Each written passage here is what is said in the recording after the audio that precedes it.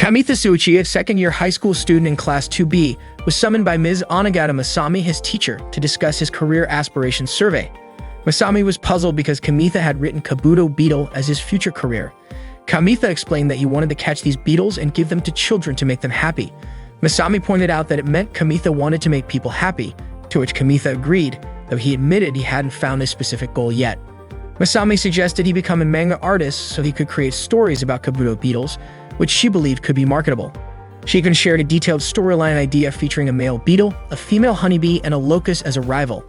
Her elaborate pitch left Kamitha confused about what to do next. During the break, Nanasaki Ikuo invited Kamitha to buy canned drinks. Ikuo expressed concern about Kamitha being called in by Masami for his survey.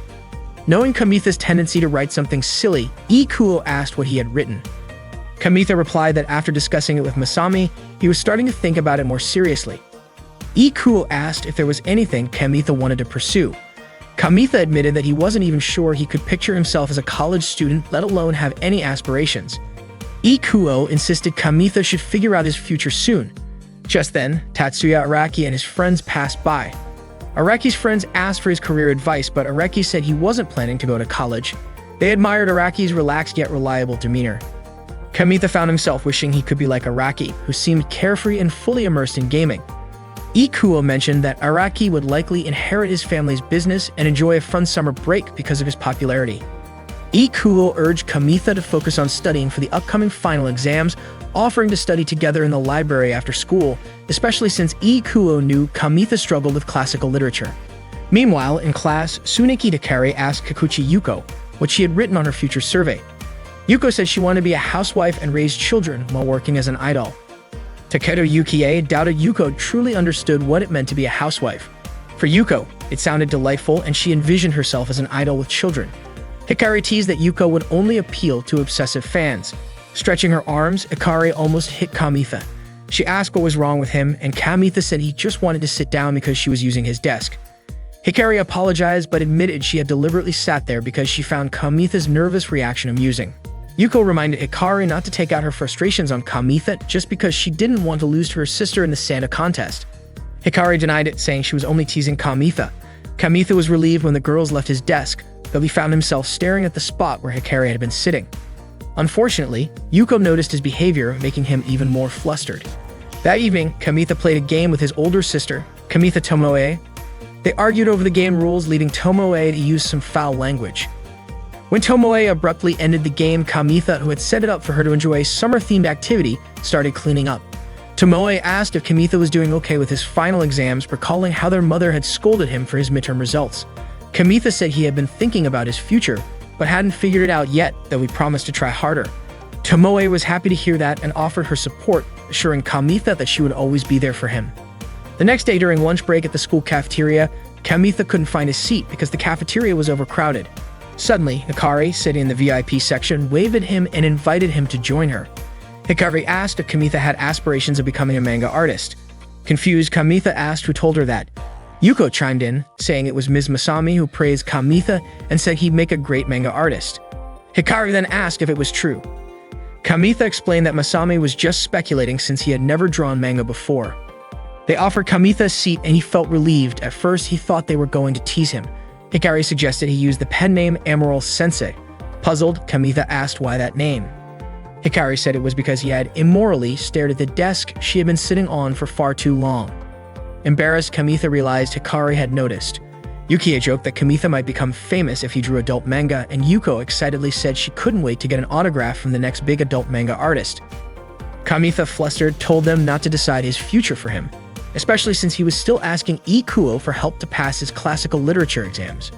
They teased him further, joking that he and Ikuo might be a couple because they were always together, even sharing drinks from the vending machine.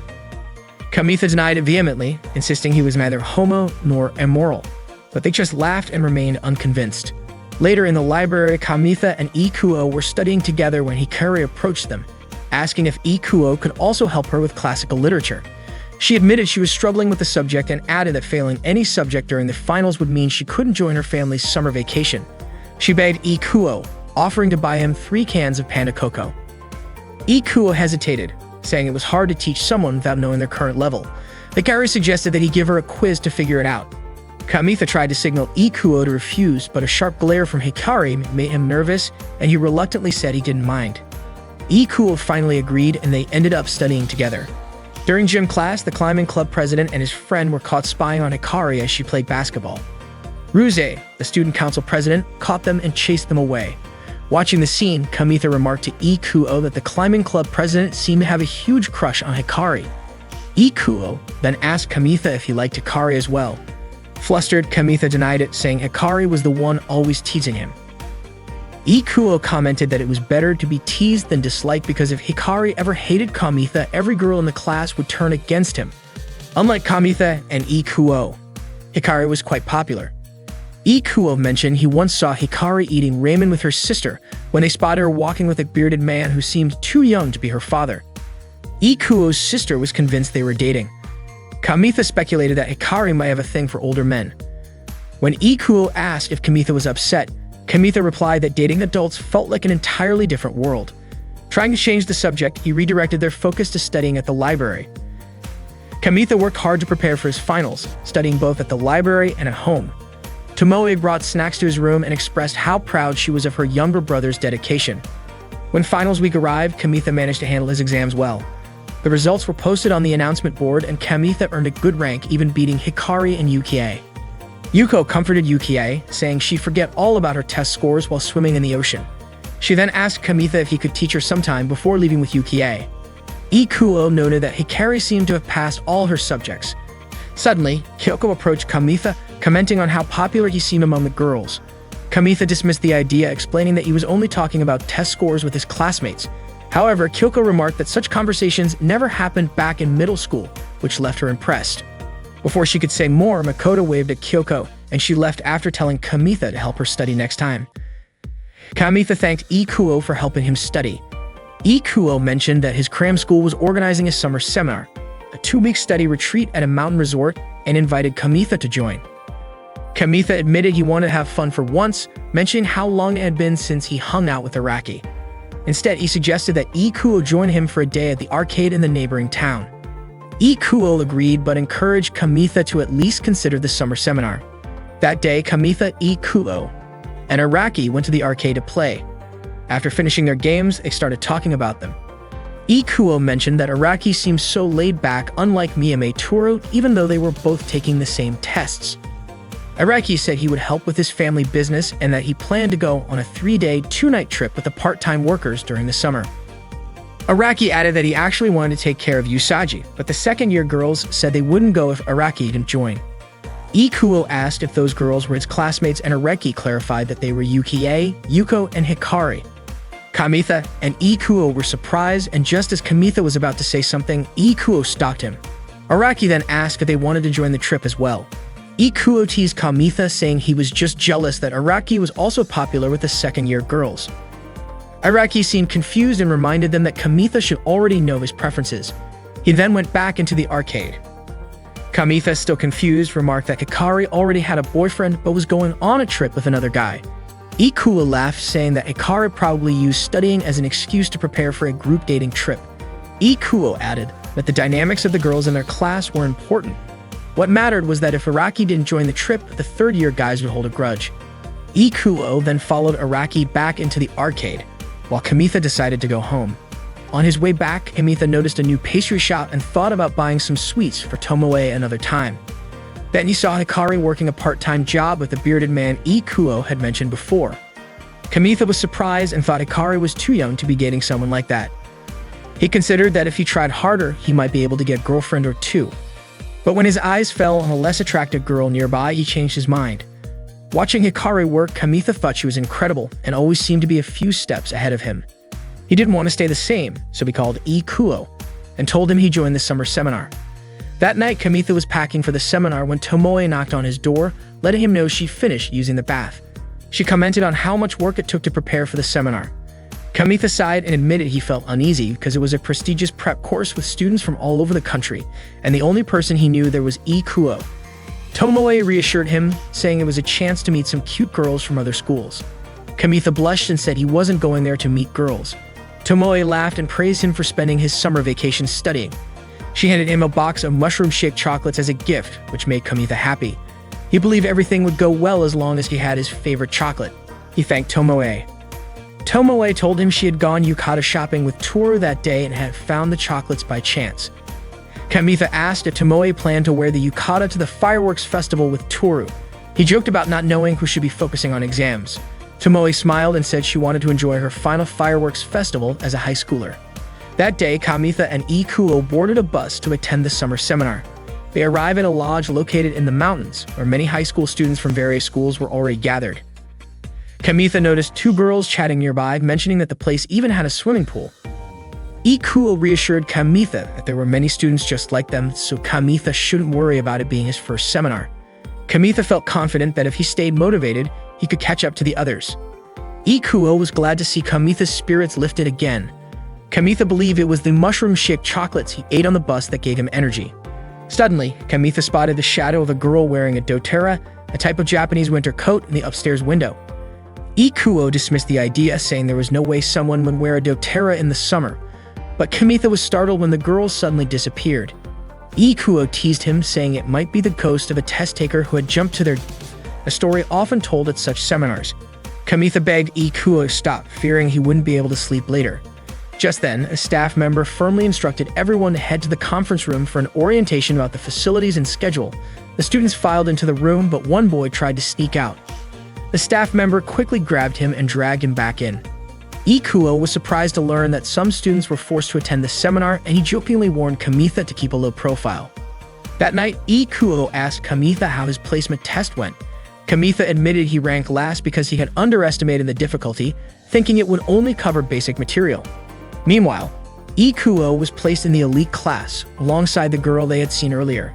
Her score was far higher than Ikuo's, leading him to suspect she might be a top student from a prestigious school. Kamitha felt naive for thinking he was ready for the seminar. Ikuo encouraged him to rest up for the next day. As Kamitha lay on his futon, he regretted coming to the seminar. He imagined what it would have been like to go to the beach with Hikari instead. In his daydream, Hikari fed him grilled kalbi, and the thought made him blush. Shaking off the fantasy, Kamitha refocused on his goal of improving himself during the seminar. Determined, Kamitha opened the window and declared to the night sky that he would complete the summer seminar no matter what. Suddenly, a beetle crawled into the room, and before Kamitha could react, a girl's hand appeared at the window, startling him. He immediately thought of the ghost story about the test taker. The girl crawled through the window and into Kamitha's room. She was shivering and seemed to need help. Panicked, Kamitha let out a hysterical scream. Kamitha was startled when a girl crawled into the window of his lodge room. He immediately remembered the ghost story about an exam taker who jumped. The girl was shivering and needed help, which made Kamitha scream hysterically. The girl turned out to be Hikari, who asked for a towel. Kamitha, still in shock, questioned if the Hikari before him was a ghost. Hikari sarcastically invited him to check her body to make sure. Hikari then asked why Kamitha was staying at the lodge. Kamitha replied by saying it was his room. Hikari clarified her question, asking why he was attending the summer seminar. Had he done something wrong? Kamitha explained that he came because Ikuo invited him. He then asked what happened to Hikari. Hikari revealed that she had been kidnapped in a car and brought to that place. Hearing the word kidnapped, Kamitha imagined Hikari tied up looking sensual. He quickly dismissed the inappropriate thought and asked who had kidnapped her. Hikari explained that it was her parents. They had caught her working a part-time job and decided to confine her during the summer break. She went on to say that when she told her parents about her plans to go on a group date trip with Yukie and Yuko, they got angry and dragged her to a hotel in the middle of the forest. Kamitha admitted he had suspected that Hikari had lied about her family vacation. Hikari retorted that no girl would openly share details about her love life, especially since there was no benefit in giving Kamitha a rundown of her summer plans. She looked annoyed. Kamitha realized that the more he pressed Hikari about it, the more irritated she became, like a cornered animal. He then asked if she was planning to leave the mountain dressed like that. Hikari replied that she was. She hadn't expected there to be no bus stops nearby, and her phone had been confiscated by her parents, so she had no choice but to wait for the rain to stop. She also shared how she had been chased by a wild deer, which made her scramble up the open window without thinking. Kamitha accidentally noticed her curvy figure and immediately apologized, saying he wasn't thinking anything inappropriate. At the same time, Hikari apologized for soaking Kamitha's chair. Suddenly, she sneezed.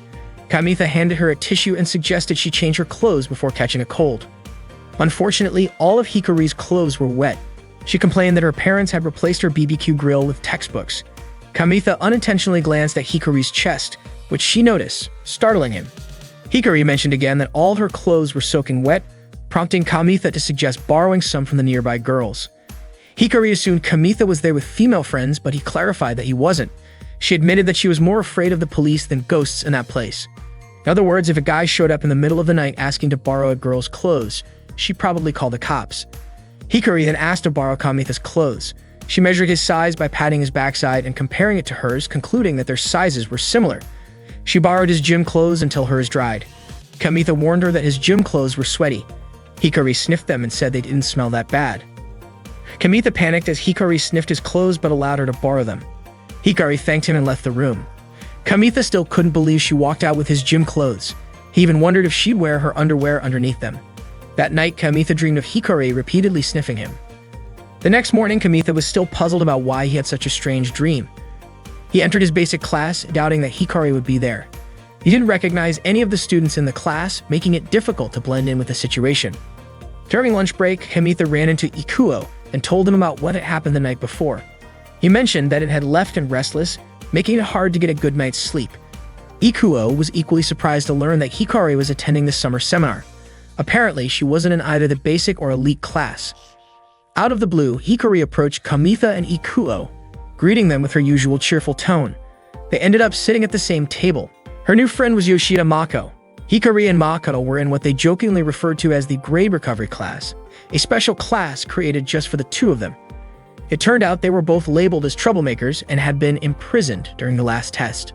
Hikari was grateful for Moko's company, saying that if Mako weren't there, she would have been stuck alone with a creepy older man carrying a bamboo sword. Ikuo chimed in, questioning why that instructor insisted on such an outdated look, pointing out that people like that were not well received these days. Mako suggested that maybe the instructor dressed that way to appear intimidating. Ikuo dismissed the idea, saying the outfit was simply over the top. Mako speculated that the instructor might actually be a nice guy, but Hikari disagreed. To her, the instructor was infuriating because he had punished her by making her clean the women's restroom after she escaped from the hotel. Hikari then turned to Kamitha and asked if she could borrow his gym clothes until she was done cleaning the toilets. That's when Mako realized that the oversized clothes Hikari was wearing belonged to Kamitha. Kamitha was taken aback to learn that Hikari was wearing his clothes for such a task, but he said he didn't mind as long as they didn't get too dirty. Ikuo teased Kamitha, wondering why he seemed happy about it. Mako reassured Kamitha that even if the clothes got dirty, he could just use the coin laundry service to wash them. Hikari was surprised to hear about this service and said she'd be ready to escape the place as soon as her clothes were dry. Hikari then extended her hand to Kamitha and gave him some candy. Noticing that he looked sleepy, she told him it would help him stay awake, especially since the lessons after lunch could make anyone drowsy. Kamitha thanked her, admitting that he was still frustrated by his poor placement test results. Despite that, he resolved to do his best for the rest of the seminar, though he doubted he'd have casual conversations with Hikari like this again when the second semester started. After the break, they all returned to their respective classes. Hikari and Mako spent their lesson with the strict instructor. Later, Hikari began cleaning the women's restroom. The instructor warned her that if she tried escaping from the hotel again, her punishment would escalate. He even threatened her with something ridiculous, like being forced to eat a cleaning rag. Exhausted, Hikari lamented how dull the seminar was turning out to be. Mako suggested they take a bath to relax. While chatting, Hikari asked Mako to teach her how to use the laundry machine since she had never done her own laundry before. Her mom had always taken care of it. Hikari was thrilled when she finally learned how to wash her clothes. She thanked Mako, saying she felt like her appeal as a woman had increased because of this newfound skill. Mako confessed that she also dreamed of one day doing laundry for her boyfriend. She casually mentioned that some of the other students were gossiping about Hikari, saying she must be dating Kamitha because she had been seen wearing his gym clothes. Hikari laughed, finding the rumors amusing. She teased that Kamitha had looked a little too eager when he saw her in his gym clothes. She added that she hoped the scent of her body would disappear from the clothes soon. Joking further, she called Kamitha's tastes strange, saying he probably imagined her face in some perverted scenarios. Shiken described him as being brutal. Meanwhile, Kamitha was standing in front of a vending machine about to buy a coffee milk drink. Suddenly, he overheard two girls, Heidama and Marubushi, talking nearby. Tuka was gossiping, calling the girl wearing the high school gym clothes a slut, which meant they were talking about Hikari. They were annoyed by how Hikari was being all lovey-dovey with her boyfriend during lunch. They were sick of seeing her flaunt her affection like that, and they thought she was just showing off her mixed school background in front of students from an all-girls school like them. They suspected that it was all a strategy by Hikari to distract them. Miu was already irritated with Hikari because the night before she had seen Hikari leave her boyfriend's room and even the corridor was wet from her footprints. Miu felt like Hikari was showing off as if she had done something inappropriate in her boyfriend's room. Tuka had even overheard Hikari's boyfriend telling her to put it all in, and the window was still open. Kamitha suddenly yelled out, surprising them all. He shouted that he and Hikari had never done anything inappropriate. Kamitha tried to explain what had really happened with Hikari the night before, but they didn't get it. Miu even accused Kamitha of being inappropriate with a vending machine. Kamitha clarified that he had only lent Hikari his gym clothes because she didn't have any spare clothes. Just then, Hikari appeared, calling out to Kamitha casually and handing him back his gym clothes, still warm from being on her. Mako joked that Hikari had washed the clothes for the first time just for Kamitha and asked Kamitha to praise her. Hikari continued acting like they were a couple, and Kamitha was confused by her sudden change in attitude. He suspected that something must have happened when Hikari was cleaning the restroom. Hikari's words only made Miu more convinced that she and Kamitha had been up to something inappropriate. Miu even told Tuka that they shouldn't let Hikari get away with this.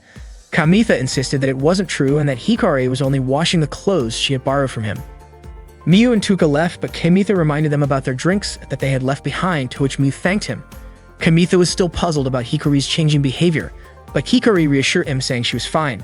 She even asked if Kamitha had been doing something inappropriate with the vending machine. Kamitha denied it, saying that he was just clearing up the misunderstanding with Miu and Tuka. Hearing other students approaching, Hikari quickly pulled Kamitha inside to keep them from being seen. She returned Kamitha's gym clothes and thanked him. The clothes still felt warm, like they had just come off her body. Kamitha thanked Hikari for washing them. He then asked why they had to hide inside. Hikari explained that she didn't want Kamitha to get caught up in any weird rumors because of her. She figured people would gossip about her washing Kamitha's clothes, and rumors about them being inappropriate in a room together were ideal. According to Hikari, it was probably just stress from studying too much. Kamitha couldn't believe that people thought he and Hikari were a couple involved in something inappropriate. Hikari laughed, admitting that she had played around with Malko's misunderstanding earlier with her strange comments. Hikari felt bad that Kamitha was getting dragged into all of this because of her. Kamitha asked if it was true that Hikari had never done her own laundry before, and she confirmed that it was. He also asked if she ever did any housework. Hikari admitted that sometimes she made snacks in the middle of the night. Kamitha mentioned that his older sister also sometimes made him snacks. Hikari proudly said that she had confidence in her cooking skills, but it seemed like Kamitha didn't believe her. Hikari got a little annoyed and promised to prove it by making Kamitha a snack that very night. She said she would go find the ingredients later. She also needed to borrow Kamitha's clothes again because she didn't have an apron, and the clothes she was wearing were risky. They got splashed with hot oil. With that, she hurried off. Kamitha was still surprised by how Hikari, who had seemed so down the day before, was now so full of energy. It seemed that no matter the situation, she always managed to enjoy herself. That night, Hikari made some snacks and Mako kept her company while she cooked. The snacks were ready and Hikari had made Spanish omelets, a recipe she had learned from her part-time job. Ikuo asked about the tools and ingredients Hikari used. While cutting the omelet, Hikari explained that Mako had a good relationship with the cafeteria aunt, and whenever Mako wanted to make a midnight snack, the aunt would immediately give her the tools and ingredients she needed. Hikari said Mako was the type of person everyone loved. Kamitha was really happy since this was the first time a girl had made food for him, especially a girl like Hikari. They all enjoyed the snack together. Mako loved the taste and was glad she didn't eat too much for dinner. Kamitha liked the texture, and Ikuo commented that the snack had garlic, which was perfect for men. Hikari felt happy that they liked her cooking, especially since it was the first time she had made food for others. Kamitha had felt relieved ever since the summer seminar and was even impressed by Hikari's cooking skills. Mako, however, brought up the calorie count, but for Hikari, a most important thing was that the food tasted good. She didn't worry about calories as long as she exercised every day. Mako teased Kamitha, saying that it was like he already had a wife, with clothes being washed and meals being cooked for him. Hearing that, Kamitha almost choked. Ikuo offered him a drink, and Hikari asked Kamitha if he was planning to get married. Kamitha choked again, and Hikari patted his back. Ikuo remarked that Kamitha was overreacting, and that was why Hikari loved teasing him. Kamitha told Hikari to go to her room and offered to do the dishes for her, but Hikari told him just to keep an eye on things. Kamitha explained that if no one came, he would feel guilty because Hikari had done everything, from the ingredients to the washing up. Hikari replied that she was used to doing the dishes at her job, and she had planned to thank Kamitha before leaving the place. Hikari still intended to leave the hotel because, aside from not being interested, there were many things she hadn't brought with her. Kamitha then told her to wear the clothes that showed her belly button. Hikari asked if Kamitha liked belly buttons, and Kamitha admitted he did, especially hers, which was very cute. Hikari thanked him, but she felt like she looked like a mischievous child in the summer heat. Kamitha told her that he would continue lending her clothes, but he asked Hikari to stop doing such dangerous things like running away from the hotel, which was as dangerous as being chased by a wild deer that night. Hikari didn't want to trouble Kamitha, and she said it wasn't his problem. But Kamitha replied that it clearly was his problem because he was worried about her to the point that he couldn't focus on his studies. He also said he wouldn't let her just leave. Upon hearing this, Hikari turned around and called Kamitha's name. The scene seemed like it was about to turn romantic, but instead, Hikari simply handed Kamitha the plate and asked him to return it. She mentioned that since the weather was getting worse, she would stay and study a little longer. Kamitha smiled and wished her good night before heading off to return the plate. The summer seminar had been going on for a week, and Kamitha had gotten used to life at the hotel. Hikari suddenly touched Kamitha, surprising him and making the whole class turn to look at them. Kamitha asked Hikari what she wanted. Hikari said that starting that day, she and Mako would be joining the beginner class. Mako added that if they worked hard, it was definitely possible. Hikari leaned in and whispered something to Kamitha, but all the students were still staring at them. The students teased that Hikari and Kamitha were flirting in class and suggested they should study together in their room instead. Someone even joked that they wished Hikari would visit their room too. Kamitha told Hikari to ignore the comments, but Hikari unzipped her jacket and complained that the air conditioning in the room wasn't cold enough. Mako, shocked, pointed out Hikari's chest size and compared it to her own. Embarrassed, Kamitha quickly covered Hikari's chest with a book and pretended to ask her about solving the problem. Kamitha approached Hikari by the pool. Hikari asked if Kamitha had always been like that in class. Kamitha admitted he had felt offended at first too. Hikari said she felt like it was the end of the world when she first joined the class. Kamitha explained that everyone was studying hard to achieve their goals. Hikari said she felt different from everyone else in the class, but Kamitha joked that maybe she could act normally if her attractiveness wasn't so overwhelming. Kamitha suggested that Hikari would be fine as long as she didn't talk to him too much during class. Hikari said if that were the case, she wouldn't talk to him at all anymore. Kamitha laughed and Hikari asked why he joined the summer seminar. Did he have a goal too? Kamitha couldn't answer. Hikari said that studying hard and going to university wasn't such a bad idea, then invited Kamitha to return to class. The day's lessons went smoothly. That night, Kamitha studied in his room while eating instant cup noodles. He remembered Hikari's question from earlier and thought about how he couldn't tell her that he joined the summer seminar to change himself and that her teasing was making things harder. Suddenly, he heard a noise in the hallway. When Kamitha opened the door, he was shocked to see Hikari standing there. Hikari greeted him with a playful good evening in a cat-like voice. Kamitha told her to knock normally next time because he thought she was a ghost. Hikari insisted she wasn't a ghost. She was a cat at that moment. Kamitha asked why Hikari came to his room so late. Hikari said she was bored, so she came to Kamitha's room. Kamitha was confused, reminding her that earlier she said she wouldn't talk to him. Hikari explained that she didn't bring her phone and felt bored.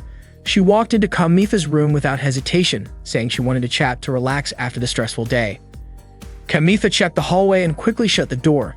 He told Hikari that he was preparing for tomorrow's class, but Hikari noticed his empty ramen cup and said she wanted some. Kamitha apologized, saying he didn't have any left, just the leftover broth. Hikari happily drank the broth, surprising Kamitha. Kamitha couldn't believe Hikari was in his room, wearing her gym clothes and drinking his leftover ramen broth. He said he needed to focus on studying, but Hikari stared at him, making him uneasy. She teased him, saying he wasn't good at concentrating.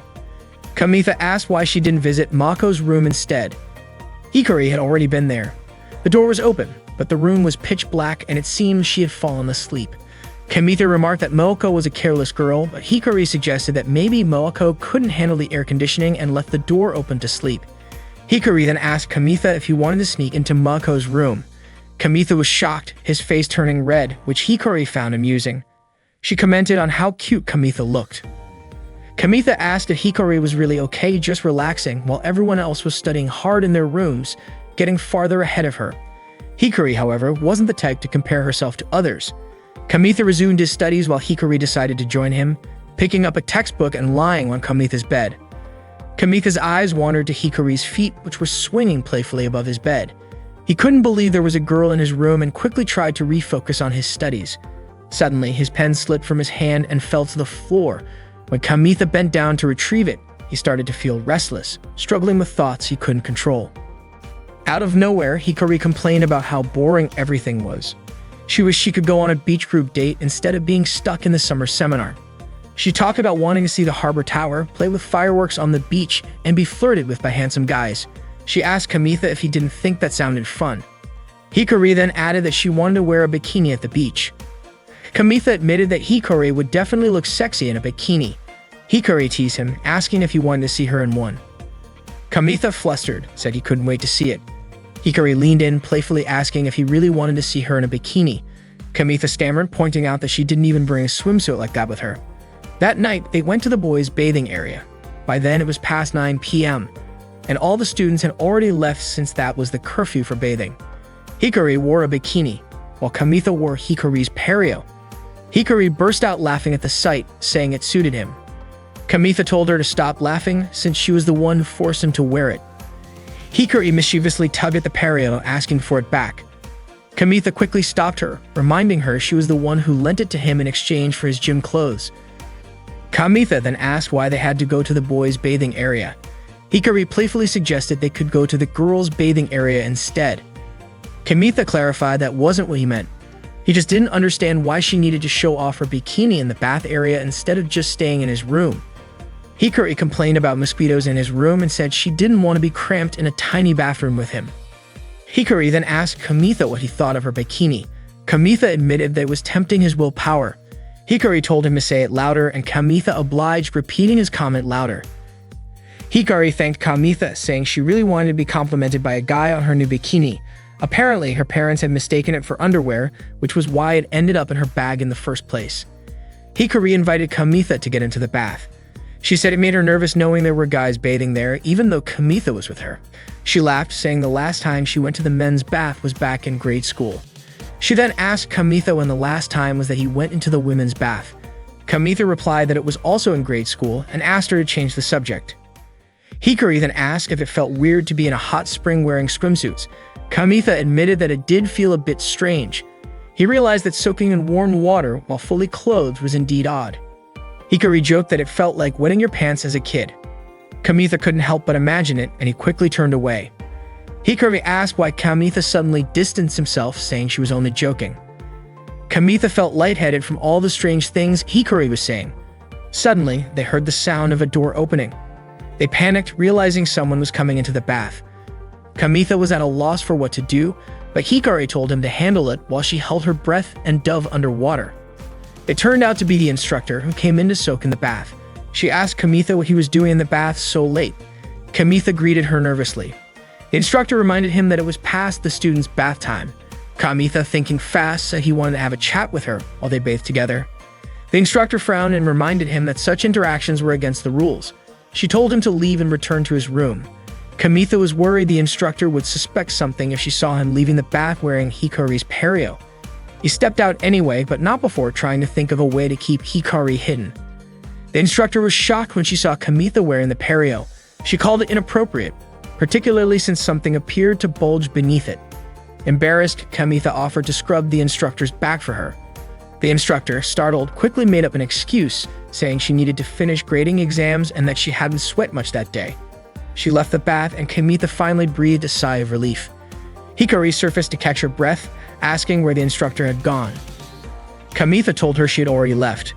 Hikari asked how Kamitha had managed to get rid of her, and Kamitha replied that he wasn't sure why the instructor left. Hikari teased him, calling him an amazing guy for handling the situation so well. Suddenly, Hikari fainted, and Kamitha rushed to help her. That night, Kamitha walked Hikari back to her room. Hikari asked why he was escorting her when she only felt a little dizzy in the bath. Kamitha explained that it was the first time he'd seen someone faint in front of him, and he couldn't help but worry. Hikari teased Kamitha, asking why he would dress someone who fainted. Kamitha denied it, saying she had dressed herself. Hikari laughed, asking if Kamitha wanted to see her room. She invited him in and turned on the light, but she immediately blushed upon realizing her underwear was hanging in plain view. She quickly turned off the light, flustered. Kamitha said he wanted to go back to his room, but Hikari stopped him. Kamitha assured her he hadn't seen or smelled anything. Hikari then suggested they go outside to get some fresh air. They went near the swimming pool, and Hikari asked if she had overdone it that day. Bathing with Kamitha had made her nervous. Kamitha replied that he always felt nervous no matter where he was. Suddenly, they saw a deer. Hikari was scared it might chase her again, but fortunately, there was a fence so the deer couldn't get close. Kamitha threw a small ball at it and the deer ran away. He explained that deer are nocturnal animals and probably came there to look for food. He then teased Hikari, comparing her to the deer since she also loved midnight snacks. Hikari got annoyed and said it wasn't fair to compare her to a deer. Kamitha quickly apologized. She smiled and remarked that she had learned a lot about him during the summer seminar, but he still didn't seem to understand her. Kamitha then asked if it was easy for girls to lie, referring to how Hikari had wanted to attend a group date, but had said it was a family trip instead. Hikari argued that it wasn't a lie since she might actually go on a family trip when she has a family in the future. Kamitha admitted he didn't get how her mind worked, adding that girls in love were truly unbeatable. Hikari, in turn, teased Kamitha for being too simple-minded, saying that group date trips were more complicated than he thought. Kamitha asked if she liked Araki, who was quite popular. Hikari playfully accused Kamitha of being jealous of Araki. Kamitha denied it, saying that anything about Araki was confidential. Kamitha then asked if the chef at her part-time job was her boyfriend. Hikari was surprised and asked when Kamitha had gone to her workplace. She suspected him of revealing her secret job. Kamitha denied this, saying he had no idea what she was talking about. Hikari explained that the school had informed her parents after someone reported her to the disciplinary committee. She admitted it was her fault for working secretly. Kamitha mentioned seeing her talking with the chef. Hikari clarified that the person Kamitha was referring to was the shop owner, who was not her boyfriend and was in fact married. Hikari then suggested they go back since the weather was getting cold. The summer seminar eventually came to an end. Kamitha and Ikuo boarded the bus together. Ikuo reflected on how lost he had felt when they first arrived at the seminar, and now as they were leaving, he felt sad. A lot had happened to Kamitha, especially that night he had talked with Hikari. Since then, however, Hikari hadn't spoken to him again, and Kamitha suspected she might be wary of him. Ikuo regretted not saying goodbye to Mako. Kamitha noticed Mako at a window on the upper floor, but he reassured himself that Mako wasn't a ghost. It turned out Mako had overslept and was being scolded by the instructor. Mako explained that she had rushed to wake up early to see the bus off, but the instructor called her a failure. Mako protested, saying she had even worn long clothes to avoid catching a cold during exams. The instructor lectured her about the dangers of the night wind and also scolded her for always sleeping with her door open. The instructor threatened Mako with more trouble if she failed her exams again. Frustrated, Mako reminded the instructor of her own embarrassing moment last year when Mako had kindly brought her a kendo sword and sunglasses. The instructor apologized, saying there were many strange and scary high school students. She then mentioned a close call in the bathhouse where she was almost ambushed. That evening, Hikari visited her workplace to meet the shop owner. She had quit her part-time job after her parents found out about it. The shop owner assured her that her parents must have had their reasons and encouraged her to talk things through with them. Hikari had come to the shop to seek advice from the owner. That night, she got her phone back and called Yukie to tell her everything that had happened. Yukie asked if there were any cute guys at the summer seminar, but Hikari said that everyone there was too focused on studying and had a serious vibe. Yukie teased her, asking if Hikari liked anyone there. Hikari, annoyed, said that the only things worth mentioning there were an old man with a kendo sword and a deer. She then asked about Yukie's vacation, but Yukie said it had been nothing special. When Hikari checked her phone, she found a ton of missed calls in her call log. The next day, Kamitha headed to school with Kyoko. She commented that if Kamitha's skin got a little tanned, he'd probably become more popular. However, Kamitha thought girls preferred guys with fairer skin. Kyoko expressed concern about Kamitha isolating himself after the summer seminar. She said he shouldn't waste his precious vacation time and suggested that he should have gone to the city to flirt with girls, offering to help him out with that. As they walked, Kamitha noticed Hikari staring at Araki, who was walking with Yukie. He found it odd, wondering when Araki had become close with Yukie. Kamitha couldn't shake off the feeling that Hikari was still suspicious of him for leaking her secret. The new school semester had started, but Kamitha was feeling down because Hikari had been ignoring him. At the vending machine, Ikuo approached Kamitha looking unusually cheerful. Curious, Kamitha asked what happened to make Ikuo so happy. Ikuo shared that he had finally reconnected with an old friend after a long time. Kamitha rarely saw Ikuo in such high spirits. Ikuo then asked if there was a girl Kamitha liked. The question caught Kamitha off guard and he quickly denied having any crushes.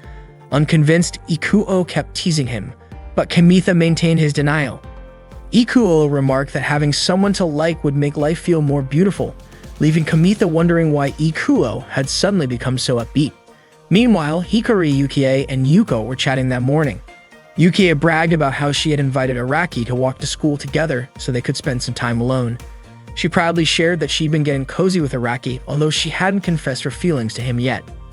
Kamitha saw the three of them talking, and he overheard Hikari saying that if she had a boyfriend, she would also act lovey-dovey with him. Hearing this, Kamitha couldn't help but imagine Hikari acting cute as his girlfriend. Later, Kamitha found a note from Hikari asking him to meet her behind the school. Curious, he went to the designated spot where Hikari approached him. Kamitha asked why she wanted to meet him there. Hikari explained that she wanted to return his gym uniform. She also asked Kamitha to keep their time together at the summer seminar a secret because she didn't want Yuki finding out they had spent time together. Kamitha, however, suspected her motives. He asked if Hikari was worried that Yukie might try to steal Araki from her if the rumor spread. Hikari denied it, but Kamitha wasn't convinced. If that wasn't the case, why didn't she just return the uniform in class? He also questioned her change in behavior after their conversation at the hotel pool. Hikari admitted she had her reasons, but Kamitha pressed further, asking if she was embarrassed about being seen with him. Hikari explained that when Yukie called her, she had asked if Hikari had met any nice guys. Yukie's intuition was sharp, so Hikari panicked and lied, saying she had only encountered a deer. Kamitha couldn't understand Hikari's behavior since she was usually so straightforward. Frustrated, Hikari grabbed the gym uniform back, but Kamitha refused to take it unless she gave him a proper explanation. Suddenly, Makoto appeared and apologized for interrupting them, jokingly asking if they were in the middle of a breakup. Both Kamitha and Hikari immediately denied it in unison.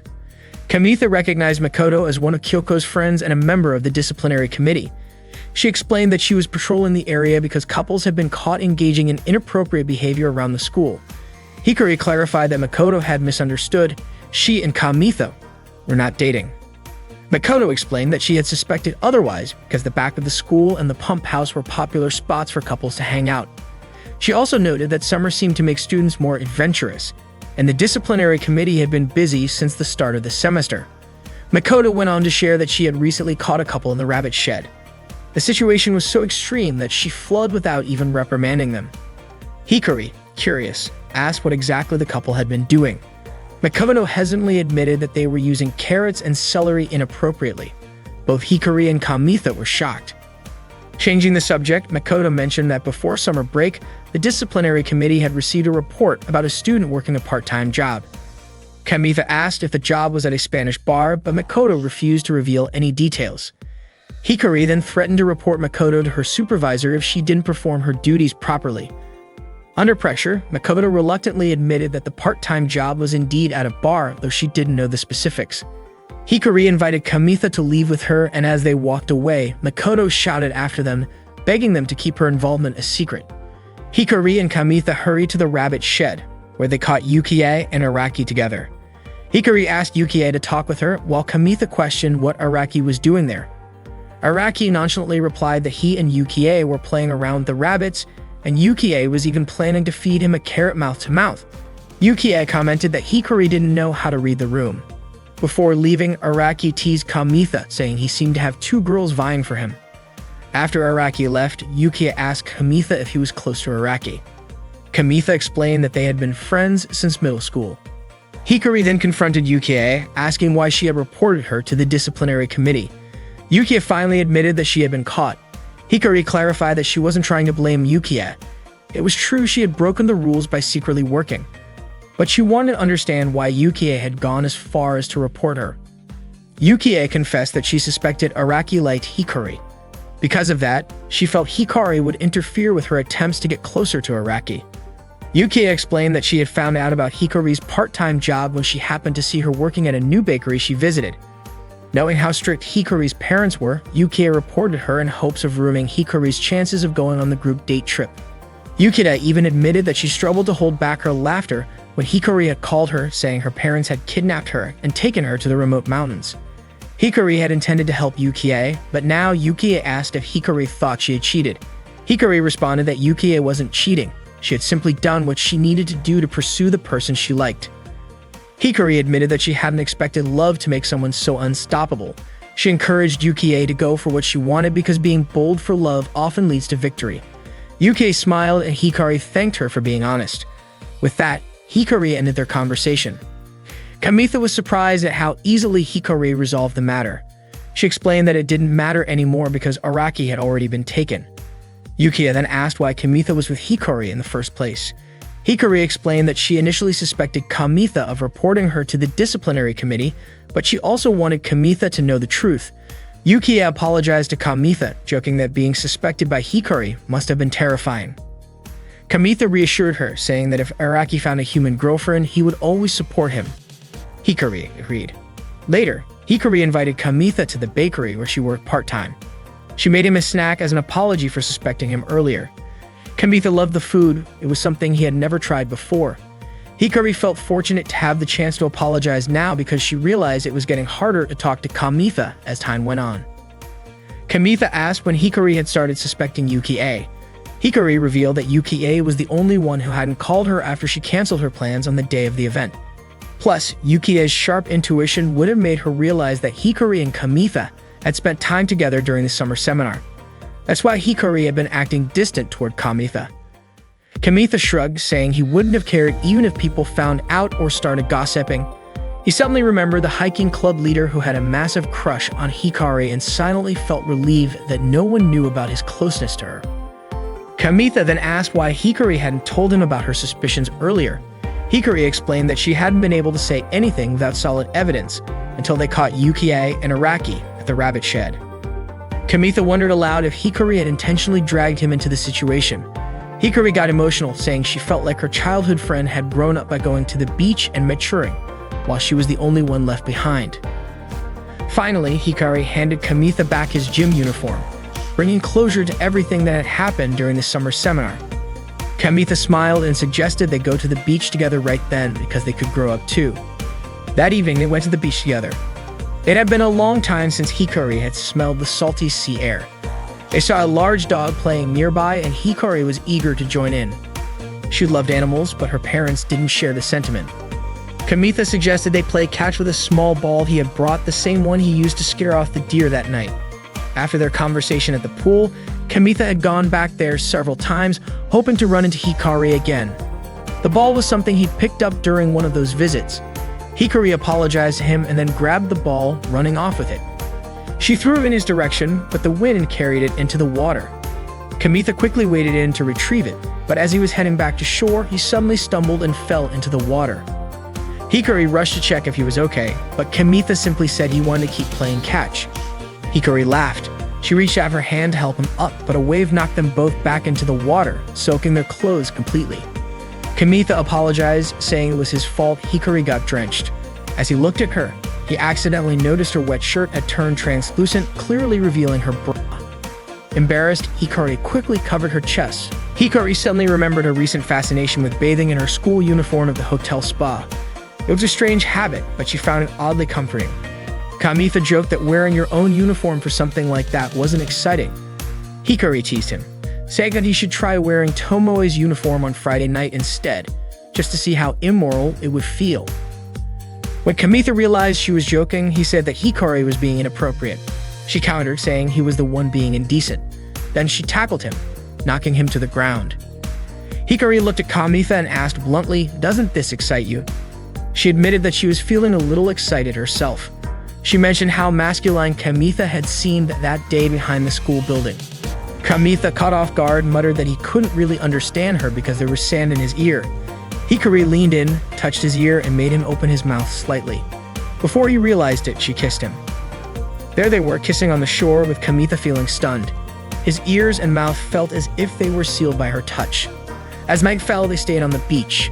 Kamitha wanted to confess his feelings, but he felt nervous. Meanwhile, Hikari changed into Kamitha's gym clothes again. Kamitha finally worked up the courage to say what was on his mind, but before he could finish, Hikari stepped back toward the water.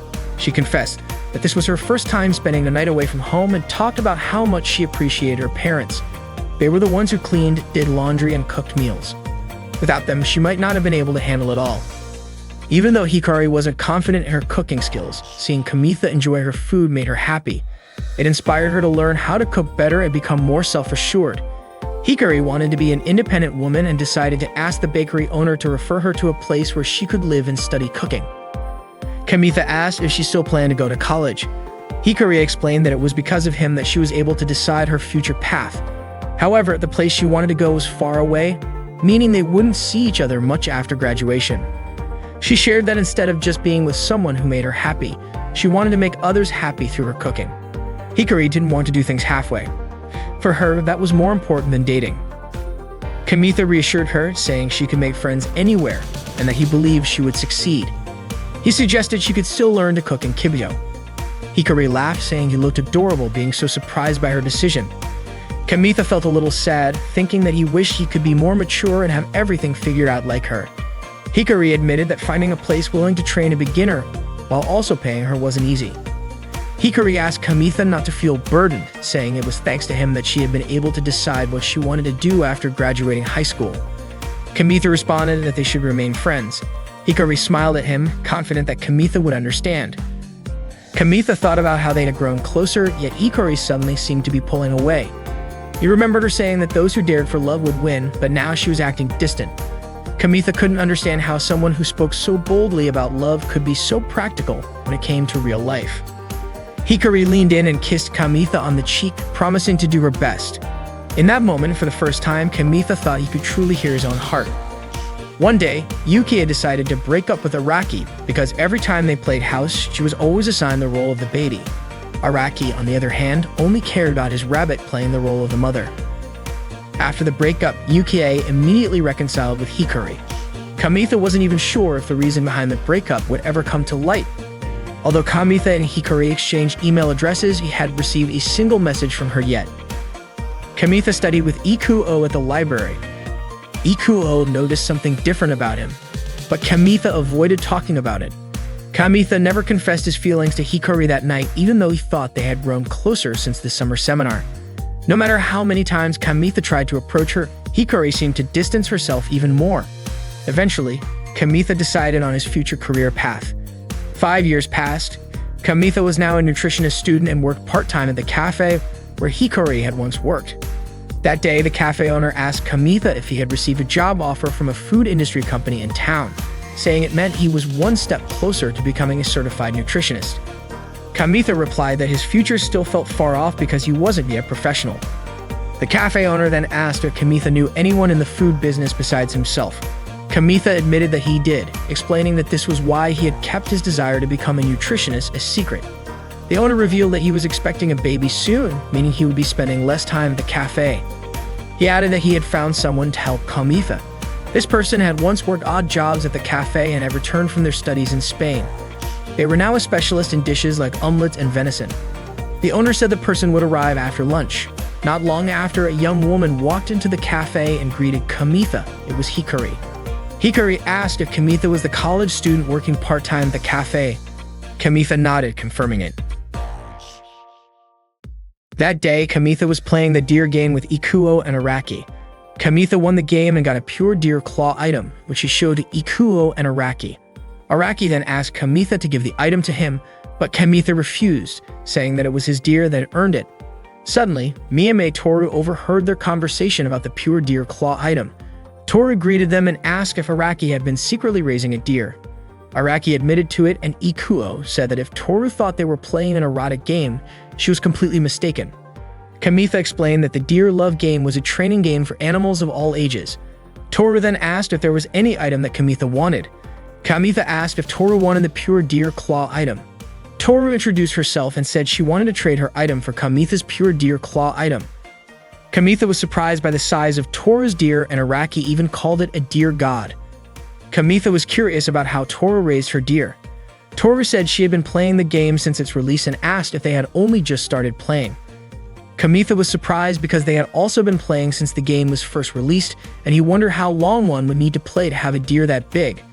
Kamitha then decided to give the pure deer claw item to Toru. Toru asked to see Kamitha's deer status before she would hand over her item, but the close proximity of Toru's face made Kamitha very nervous.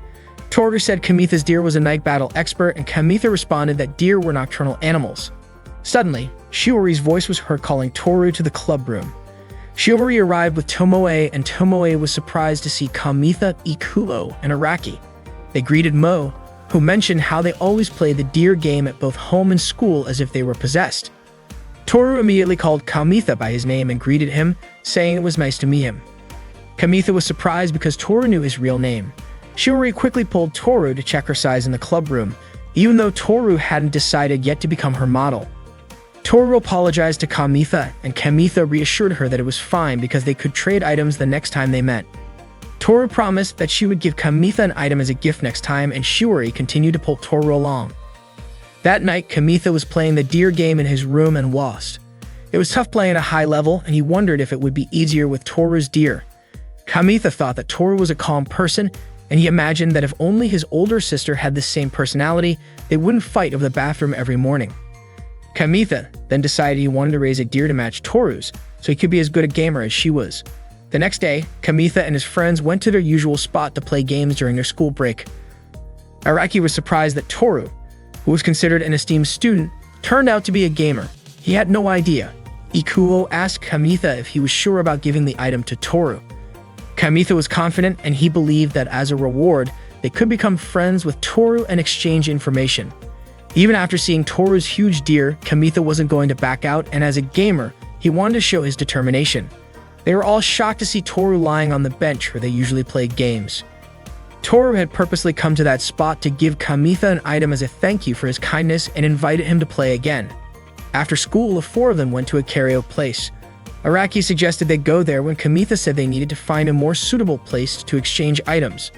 Toru wanted to sing first. Ikuo whispered to Kamitha, commenting on how Toru was singing even though they had come to exchange items. Kamitha said it was fine since they were at a karaoke place. Ikuo felt uneasy because all he and Kamitha knew were cartoon songs and game soundtracks. However, they were both surprised when Toru sang a song from the Inago Mask soundtrack and even mimicked the opening dance moves. Meanwhile, Shiori and Tomoe went to a cafe, and Shiori told Tomoe that Toru had given Kamitha an item she had made herself. Tomoe was sure that Toru must have stayed up late making it because Toru looked really sleepy that day. The waitress brought them drinks, and it turned out the waitress was Hikari, who was working part-time. Hikari didn't expect Tomoe, the Miss Santa, to show up at the cafe where she worked. She really wanted to talk to her, but she had to keep her part-time job a secret. After Toru finished singing the Inago Mask song, Araki said it was time to exchange items. However, Toru asked for a short break. She passed by Kamitha and Ikuo, who were sitting. Kamitha felt nervous when Toru walked past him and sat next to him. Seeing Kamitha enjoying his pudding a la mode, Toru asked if he liked that dessert.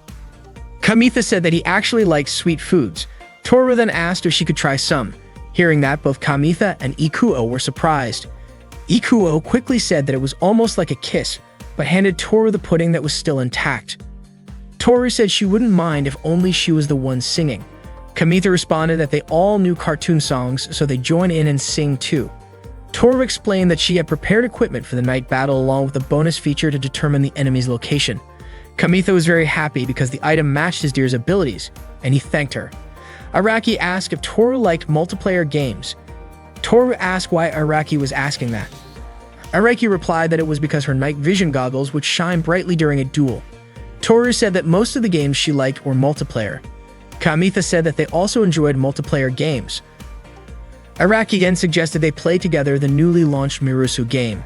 Kamitha asked if Toru wanted to play that game with them. Toru said she had already pre-ordered it. Over time, they got closer, and they went together to buy the game to play together. They started playing the game and created their characters. Kamitha chose a bear, and Ikuo asked why Kamitha wasn't using any equipment. Kamitha guessed that the high starting parameters must be the specialization of the bear. Toru used a rabbit character, and Kamitha thought her slim physique really represented Toru's image. The game began, and they agreed to start in the forest as their initial arena. When the game started, Kamitha couldn't see the others. The area he was in didn't show his friends' characters. Toru said a rabbit character was walking on a bridge. It was so hard to meet even friends in that game, let alone enemies. The image displayed in Araki's game showed Toru's rabbit character's backside as it walked. Apparently, Araki's fox kept pushing the rabbit, and they both fell off the bridge. Both the rabbit and the fox died in the game. Toru asked Araki to adjust the camera placement correctly. Araki realized that his fox character had died. Kamitha's bear character suddenly died as well. Ikuo's shooter character was immediately attacked by enemies and died too. They all lost, but they were so excited because the game was really fun. Ikuo then asked if Toru's character had the ability to detect enemies, but it turned out that Araki's character had that ability. Kamitha asked if that game wasn't Toru's favorite, and Toru said the game was really fun. The next day in the girls' changing room, Toru was changing into her sportswear with Tomoe and Shiori. Shiori praised Toru for being good at any sport and said that if she joined any extracurricular activity, she would definitely be made a regular player.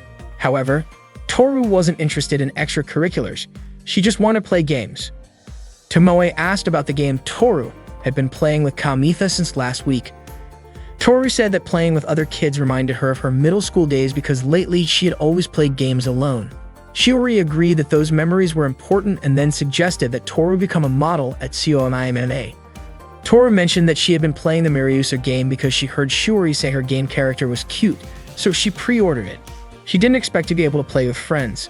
Toru also mentioned that Kamitha said the same thing as Shiori, that the rabbit character represented her image very well.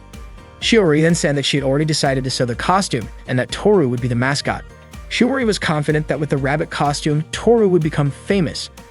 Toru admitted that COMIMMA sounded fun, but she didn't want anyone she knew to see her cosplaying.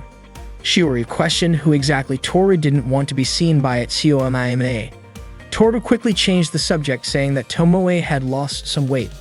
After school, Kamitha, Ikuo, Araki, and Toru played games together.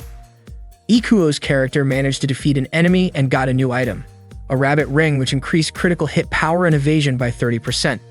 The ring could be considered a vitality booster. Ikuo decided to give the rabbit ring to Toru's character, as it would be more effective for a rabbit character to wear it. Toru thanked him and said she would get a lot of critical kills. Toru then asked if Kamitha wanted the rabbit item too. Kamitha said it was fine because he hadn't really thought about it. Toru showed him a rabbit keychain she made herself, giving it to Kamitha. She had made it because she really liked the character. Araki even said he wanted one too. Kamitha quickly took it and imagined Toru cosplaying as the rabbit character. That day, they went to the game center. Araki played the claw machine, aiming for a rabbit character doll. He almost got it, but ended up with a plaster hand, which he gave to Kamitha. Araki then tried again. Kamitha noticed Toru was looking at the Gusgold game, and it turned out that Toru used to play it a lot with her friends in middle school. Kamitha said that there were often weekly duels held at that place, and many famous gamers would come in the evening. Toru said she preferred not to duel and mostly played Gusgold when she was in her third year of middle school. Kamitha invited Toru to play together. It turned out there were two elementary school kids who had been watching them for a while. Toru and Kamitha started playing the game. Kamitha said that Toru's targeting was unstable, probably because she hadn't played it in a while. Toru wasn't worried about it, saying she would get used to it over time. Kamitha promised to help her. Before long, they were challenged by the two elementary school kids. Kamitha didn't take them seriously, thinking that they were just two little kids playing. However, it turned out that these two elementary school kids were pretty good. Their names were Wataru and Takeshi. The game began, and Wataru successfully captured Kamitha. Wataru then said that Kamitha and Toru as a couple were ruining the view and arrogantly claimed they would definitely win. Toru told Kamitha to stay quiet. Meanwhile, Takeshi kept shooting at Toru, but she managed to dodge his shots. Toru took cover behind Wataru, who was still capturing Kamitha while Takeshi prepared to shoot at them. Kamitha wondered how it was possible that Takeshi's shots didn't hit Wataru. Wataru then asked if Takeshi had betrayed him. Toru quickly kicked Wataru and pushed him toward Takeshi, causing Kamitha to be pushed as well. Once he broke free from Wataru, he immediately started shooting at both of them. Wataru and Takeshi tried to rush Kamitha, but Toru arrived just in time and destroyed their robot bodies. The game ended, and the two elementary school kids were finally defeated. Kamitha joked, asking if they were holding back just because they were fighting against girls. He then gave the rabbit keychain to them. Kamitha told them about a crane game that was popular among high school students. The two kids left, saying that next time they wouldn't lose. Kamitha mentioned to Toru that he felt sorry for the two elementary school kids for losing. Toru, however, said that when she was in grade school, she had been treated even worse. Kamitha found it extreme when Toru kicked the dead robot bodies, saying that if she kept doing that, she might never get any more enemies. Kamitha also apologized for giving the rabbit keychain Toru made to the elementary school kids, but Toru reassured him, saying it was fine and not to worry about it. Kamitha complimented Toru for getting a headshot earlier, but Toru admitted she was nervous when she remembered getting the headshot. She hadn't expected to win while playing Guskull after so long, and it was all thanks to Kamitha. Toru promised to stop kicking the dead robot bodies and then asked Kamitha to be her partner in Guskull. Araki and Ikuo brought over some stuffed toys they had won from the claw machine. Kamitha mentioned that he had just played Guskull with Toru. Toru said she was happy because after such a long time without playing, she felt like playing with Kamitha made her stronger. Araki said he was a solo Guskull player, and Ikuo admitted that he had stopped playing Guskull after grade school. Toru said that as long as Kamitha was her partner, she felt stronger. Kamitha agreed to be her partner in Guskull, and Toru thanked him. That night, Toru took a bath, still thinking about their Guskull game earlier. She reached for the Guskull robot that was nearby. Her older brother immediately yelled at her to hurry up and get out of the bathroom. Kamitha, Toru, Araki, and Ikuo were teaming up in the game Miryusa, working together to defeat their enemies. We laid out the strategy. The rabbit would act as bait, the shooter would target the enemy's arms and legs, and when the enemy's neckties glowed, Araki's fox would cast a spell on Kamitha's bear, initiating a rolling attack. Following this plan, they successfully took down the enemy boss. Toru remarked on how strong the boss was. Ikuo noted that if Toru hadn't known the boss's strength, it might have been twice as troublesome. Toru meant that she had been able to monitor the boss thanks to the rabbit ring item that Ikuo had given her, which increased her evasion. Ikuo felt is spot on to have given it to Toru. That day to the physical education class, so she headed back to class first, with Araki thanking her as she left. Before departing, Guru invited Kamitha to play Guskull after school, and he agreed, saying he'd wait for her at the school gate later. Araki then asked Mida had been going to the game center so often lately. Kamitha explained that been playing Guskull every day to the point where his wallet was getting thin. Ikuo commented that due together in the game made it end quickly. Araki suggested that maybe Mida wasn't interested in other games and proposed they play something that didn't cost much. Kamitha agreed and asked if he knew of a game center that offered game grabbed. Ikuo mentioned that it wasn't tillable in Kibito, so Kamitha would need to find a substitute game as his partner. Kamitha then asked if Ikuo would with him. Ikuo replied that he'd been play a lot lately and wanted to study at home that day. At the game center, Kamitha tried Toru to play another game. He suggested they try the bus stop game and explain how to score points. However, Toru didn't seem interested and to play Guskull instead. At that time, Toru played Guskull with Iku, her partner. Araki was surprised that they won, even though it was their first time teaming up. Ikuo was worried because Toru's playstyle, one-handed victory, could cause problems. Toru was indeed skilled, but it might make others like her. When their opponents lost, they immediately approached Toru, making Kamitha very concerned for her. Fortunately, the opponents just gave Toru a thumbs to Kamitha. This situation was more worrisome than Toru in the game. Kamitha overheard Kyoko and Makoto discussing their foe approach and greeted them. Suddenly, Makoto was startled and tried to hide. Kyoko introduced Makoto to Kamitha, mentioning that she was on disciplinary committee at school. Makoto was upset that Kyoko had revealed this. Kamitha remarked it wouldn't be good if Ruise, the head of the disciplinary committee, found out, but Kyoko assured him that Kamitha would keep it a secret. Makoto said it was fine. She was accompanying Kyoko because she was worried about delinquents, and protecting a student from incidents was part of the disciplinary committee's role. Toru then approached them and Kyoko greeted her. Kamitha asked if Toru lost her game. It turned out Toru was going to a ring session afterward, located near Thacian. Kyoko mentioned that the tutoring place was quite famous. Toru then said her guys. Kyoko commented that Toru was very pretty and asked Kamitha if Toru was a 30 student. Kamitha confirmed that she was a third year and a friend of his older sister Moe. He mentioned that he and Toru had been playing games together lately. Kyoko then, if Kamitha was also attending tutoring, warning that if he relaxed too much because he was a second year, he might not advance to the next grade. She even teased that they might be in the same class next year. After leaving the game, Sentimito went to Toru's tutoring place to pick up a brochure. Helner was thinking about what would happen if he attended the same tutoring place as Toru. Endly, Kamitha saw Ikuo, even though he had previously said he would study at home. Kamitha became anxious of what Ikuo was doing there.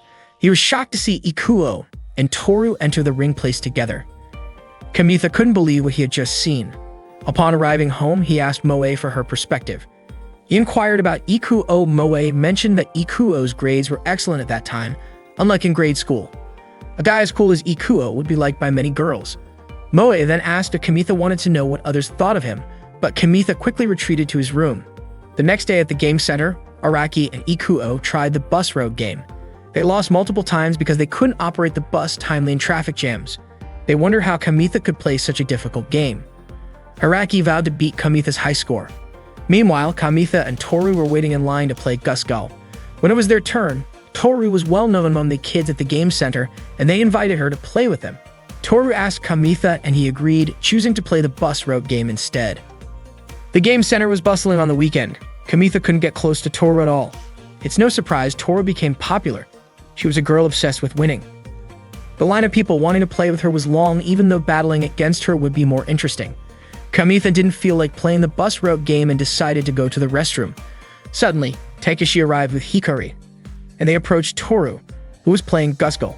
Meanwhile, Makoto was posing in the photo booth when she heard a commotion between Hikari and Toru. Hikari demanded that Toru stop bothering others around her, but Toru replied that she was just playing normally. Kamitha saw this and approached them, trying to mediate. Hikari accused Kamitha of acting like a hero when in class he was barely noticeable. Makoto intervened, asking them to keep their voices down to avoid disturbing other players. Hikari sarcastically asked if Makoto wanted to take sweet photos, to which Makoto responded with a peace sign posed in a milk bath. Hikari told her to leave, stating she was there to avenge Takeshi. Hikari then challenged Toru to play Gusgal. They prepared for the game. Toru apologized to Kamitha for involving him because of her actions. Kamitha said that if Takeshi wanted revenge, it meant he had to join the game. Toru asked if Kamitha was okay being her ally since Hikari was intimidating. Kamitha replied he was used to Hikari's behavior in class. The game began. Araki just noticed Hikari's presence, and Ikuo wondered why she was at the game center. Kamitha mentioned that the current Gusgal game was a fast-paced type. Toru planned to create distance and observe Hikari's actions. Takeshi launched an attack toward Kamitha and Toru, but they managed to dodge it. Toru then attacked Hikari, but it didn't stop her. Hikari closed in on Toru and quickly kicked her. As Hikari prepared to finish Toru off, Kamitha clung to Hikari. After breaking free from Kamitha, Hikari searched for Toru, but Kamitha attacked again, luckily having a shield. Meanwhile, Makoto was shocked by her photo booth results showing her drenched in milk. She felt the photos resembled the main character from a picture book she had read before. Suddenly, someone mentioned that the book was titled The Princess and Her Milk Company. Makoto screamed in surprise upon seeing Ruize standing in front of her. Ruize asked if Makoto was taking photos at the game center and suggested she teach Makoto how a disciplinary committee member should spend their time. Araki finally managed to achieve the highest score in the bus road game. Ikuo informed Araki that a girl was being caught by the disciplinary committee. Kamitha mentioned that the girl was someone he knew, the same girl who had come to the game center the previous day. Makoto kept apologizing to Ruize for her mistake. Ikuo then asked if they should run away too.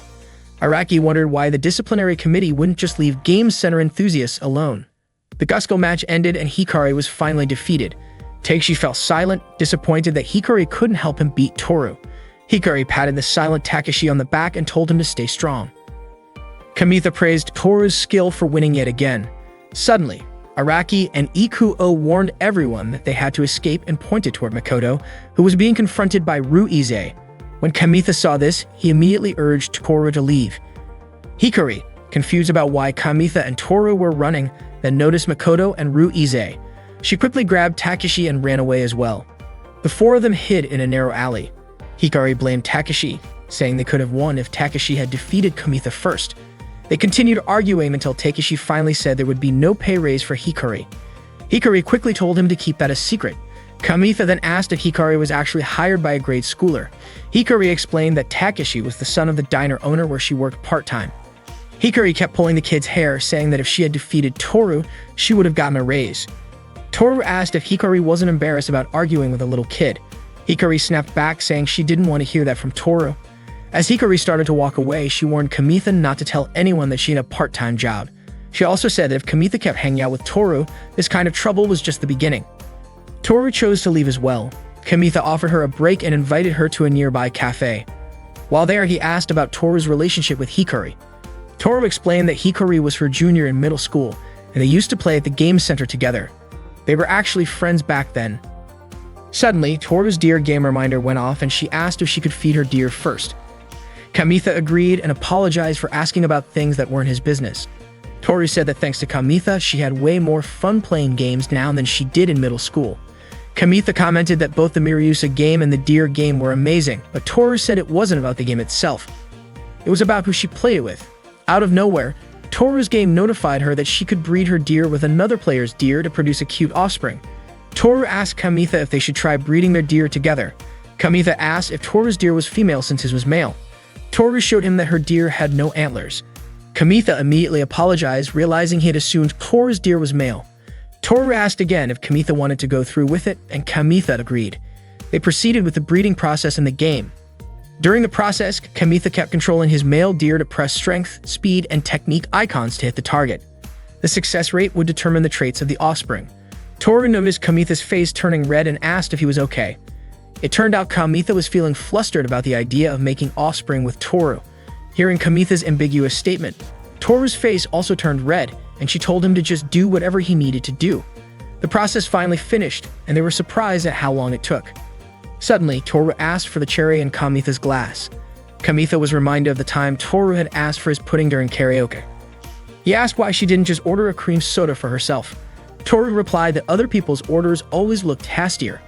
Kamitha admitted that he often thought the same thing but couldn't just ask like she did. As a trade for his cherry, Kamitha asked Toru to promise that she wouldn't ask for things from anyone other than him. Toru agreed, took the cherry, and smiled. That night, Toru went to buy a Guskull video game cassette. The next day, Araki and Ikuo were punished after being caught by the disciplinary committee at the game center. However, Araki didn't seem to mind. He was even enjoying himself, which only made Ruize furious. As a result, they were banned from going to the game center until the final exams were over. Araki was shocked that Ruize even called him a pervert. According to Ikuo, Ruize had sharp instincts, sharp enough to see right through Araki, who was in fact obsessed with fluffy animals. It turned out that the girl they had tried to save had also been caught by the disciplinary committee, making it difficult for them to come up with an excuse. In the end, they were accused of tricking Makoto into taking weird pictures. Kamitha was surprised by how strict the disciplinary committee had become. Araki explained that they had been that strict ever since they caught a pair of students fooling around in the pipe storage room 10 years ago. Ikuo also mentioned that Ruize had noticed them escaping the previous day, so now the disciplinary committee was keeping an eye on the game center. He suggested that they stay away from it for the time being. Araki then pointed out that Toru hadn't come to school that day and asked Kamitha if he knew why. Kamitha casually responded, "Maybe it's because we got married yesterday." Ikuo and Araki were stunned by his choice of words. Kamitha then clarified that Hikari was Toru's junior back in middle school. He also recalled Hikari saying that if he stuck around Toru, arguments were just the beginning. Araki admitted that ever since they met Toru, the way they played games had changed. Ikuo noted that Toru was incredibly skilled in Miryusa, but Kamitha argued that all of them had improved because of her. Ikuo pointed out that Toru leveled up so quickly that it was hard to keep up with her, and because of that, they didn't have time to study. Wasn't that also a problem for Kamitha? Kamitha admitted that he had even started cutting into his lunch money just to play Guskull. Araki realized that being friends with Toru had affected their pride, their grades, and even their finances. He even found himself longing for the simpler days of playing casual games with just the guys. Kamitha then asked what they really thought about Toru, but they didn't understand what he meant. Kamitha explained that he had seen Ikuo and Toru at a cram school near the station. Ikuo asked what was wrong with that, pointing out that he had also seen Araki going on a date with Toru near the station. Kamitha was shocked and demanded an explanation from Araki. Araki explained that he just wanted a keychain like the one Toru had given Kamitha, so he had asked her to find something similar for him. Araki was surprised by Kamitha's reaction, especially since Kamitha had previously called him a fluffy animal maniac. Ikuo laughed, unable to believe how flustered Kamitha was. Ikuo then showed his Miryusa character without a hat, and Kamitha suddenly recognized it. It looked just like their grade school friend. It turned out that she was Ikuo's first love. He had coincidentally seen her at the cram school near the station and wanted to confirm it was really her. He hadn't expected Toru to be taking lessons there too, but after explaining his situation to her, he ended up enrolling in the class as well. Kamitha was relieved to hear the truth. Ikuo then asked about Kamitha's feelings. Kamitha simply said that he respected Toru as a gamer. That response made Ikuo and Araki burst into laughter. They thought Kamitha was just trying to dodge the question. Araki had already noticed that Kamitha was completely into Toru ever since he traded his rare item for her. If he wasn't, there was no way he would have given up something so valuable. Kamitha denied it, saying that wasn't what he was thinking at the time. Araki then asked Kamitha to let Toru know that he and Ikuo wouldn't be able to go to the game center for a while because they had to take care of the rabbits after school. Ikuo added that however far Kamitha wanted to take things with Toru was up to him. Kamitha just nodded in understanding. That day, Toru spent the entire time in her room, playing Gusgal to her heart's content. That day, Kamitha approached Hikari and asked if they could talk for a moment. Hikari told Kamitha to just talk in the classroom instead, but Kamitha insisted he wanted to discuss what had happened yesterday. Hikari was surprised. Her two friends were waiting for her to go to the cafeteria together. She told them to go ahead without her, saying she would catch up later. Hikari led Kamitha away and scolded him, asking why he wasn't keeping her job a secret like she had asked. She even questioned if Kamitha was planning something against her. Kamitha quickly reassured her, saying he would never do something so terrible. He explained that he only wanted to talk about why Toru hadn't shown up that day. Hikari immediately asked if Kamitha was accusing her of being the reason. Kamitha admitted that her words from yesterday had been stuck in his mind and asked her to explain what she had meant in more detail. Hikari simply replied that digging into someone's past was taboo. Hearing that only made Kamitha more curious. Hikari sighed and sat down on a chair, but Kamitha quickly pointed out that the chair she was sitting in was one he had specifically prepared for Toru. Hikari scoffed, saying Kamitha was being over the top by treating Toru like a princess. Kamitha retorted, asking how it was any different from Toru always sitting at her own desk. He even added that if Hikari kept complaining, she shouldn't sit there anymore. Hikari raised an eyebrow, impressed by Kamitha's boldness. She admitted she was surprised he could stand up to her like that. Then she started sharing her story. Back in middle school, Hikari and Toru were part of the same clique, which consisted of quiet, game-obsessed girls. Kamitha found it hard to believe that Hikari used to be like that. She explained that there was a boy who had his eye on their group, and Toru quickly became popular. The balanced interactions between boys and girls made many boys catch feelings for her. The boys began showing off their skills, but ended up losing to Toru in games, academics, and even sports. At that time, Toru was no longer seen as a princess, but as an unbeatable queen. The other girls in their group grew resentful because every boy seemed to be interested in Toru. Eventually, they all left the group. Hikari had once tried to warn Toru about it, but Toru didn't seem to care. By their third year of middle school, Toru was completely isolated. That was why Hikari had been worried when she saw Toru hanging out with Kamitha and the others. She even asked Kamitha if he felt like his pride had been crushed as well. Kamitha calmly replied that he wasn't the type to boast about himself in the first place. If anything, he leaned more toward being reserved. Hikari laughed, saying that someone like Kamitha probably wouldn't run away from Toru. Kamitha promised he wouldn't. Later that day, Kamitha called Toru and asked if she wasn't feeling well. Toru admitted she felt a little dizzy because she had just woken up. Then she asked if they were going to play Gusgal again. Kamitha explained that after what happened yesterday, the head of the discipline committee had been patrolling around the game center, so it wasn't safe to go there. Toru suggested they play Gusgal at her house instead. Kamitha was so shocked by the invitation that he fell over. He agreed and asked Toru to send him her address. After school, Kamitha went to visit Toru's house. When he arrived at her apartment building and mentioned he was Toru's friend, the elevator door opened immediately. He soon found himself standing in front of her door. Toru's older brother Sata welcomed Kamitha in and called out to Toru, telling her that Kamitha had arrived. Toru, who had just finished taking a shower, asked Kamitha to wait for her in the living room. Sava mentioned that Toru had been playing games until morning. He asked Kamitha if he was also into gaming. Sauda reminisced that the last time Toru had stayed up all night gaming was back in middle school. He wondered why Toru was gaming so much that she skipped school. Kamitha asked if Sauda had the day off. Sauda explained that he worked as a private tutor. He commented that Toru was still childish compared to his other students, and he hoped she would mature soon, especially since she was now in her third year of high school. While waiting, Kamitha noticed an old gaming console in the living room. Sauda mentioned that he used to play games a lot too. When Toru was in grade school, she craved attention from him, so they started gaming together. Kamitha recalled hearing that Toru had been competitive in gaming even as a child. Sauda shared that when they played games back then, they often came up with punishments for the loser. Toru would frequently get frustrated and end up crying when she lost.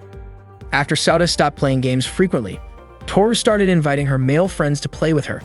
Since her mind was constantly focused on gaming, Toru found it hard to interact with other girls normally. Sauda realized that this was his fault. He thanked Tomoe for helping Toru finally have normal friends. Sauda then showed Kamitha a recording from Toru's grade school days, where she won a game quiz and received the gaming console, now sitting in the living room as a prize. Toru walked in carrying drinks and immediately turned off the recording. Sauda asked why Toru looked annoyed when back then she used to show that recording to every male friend who visited. Toru replied that it was something she did when she was still a kid. Kamitha commented that the hat Toru wore back in grade school really suited her. Toru invited Kamitha to play Gusgul in her room. Kamitha felt nervous as he entered Toru's room. Noticing he was sweating, Toru opened the window to let in some air. Kamitha saw a few game character plushies on a shelf, all made by Toru herself. She told him how much she enjoyed making them and even offered him one if he liked it. Kamitha chose a bunny plushie to take home. Toru mentioned she planned to make plushies of Gusgul and Gasak characters next time and would work on them all night. Kamitha told her that Sauda was worried about her staying up late playing Gusgul and skipping school because of it. Toru fired back, saying she should be the one worried about Sauda, who always came home exhausted. She guessed he was struggling with dealing with modern high school students. Back when Sauda was in school, he had plenty of friends thanks to group activities.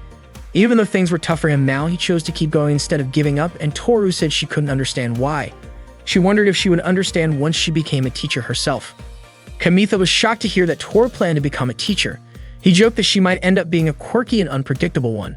Toru shared that Sauda once told her she'd be good at a job requiring focus and high-level skills, but she still couldn't picture it, even though she was already a senior in high school.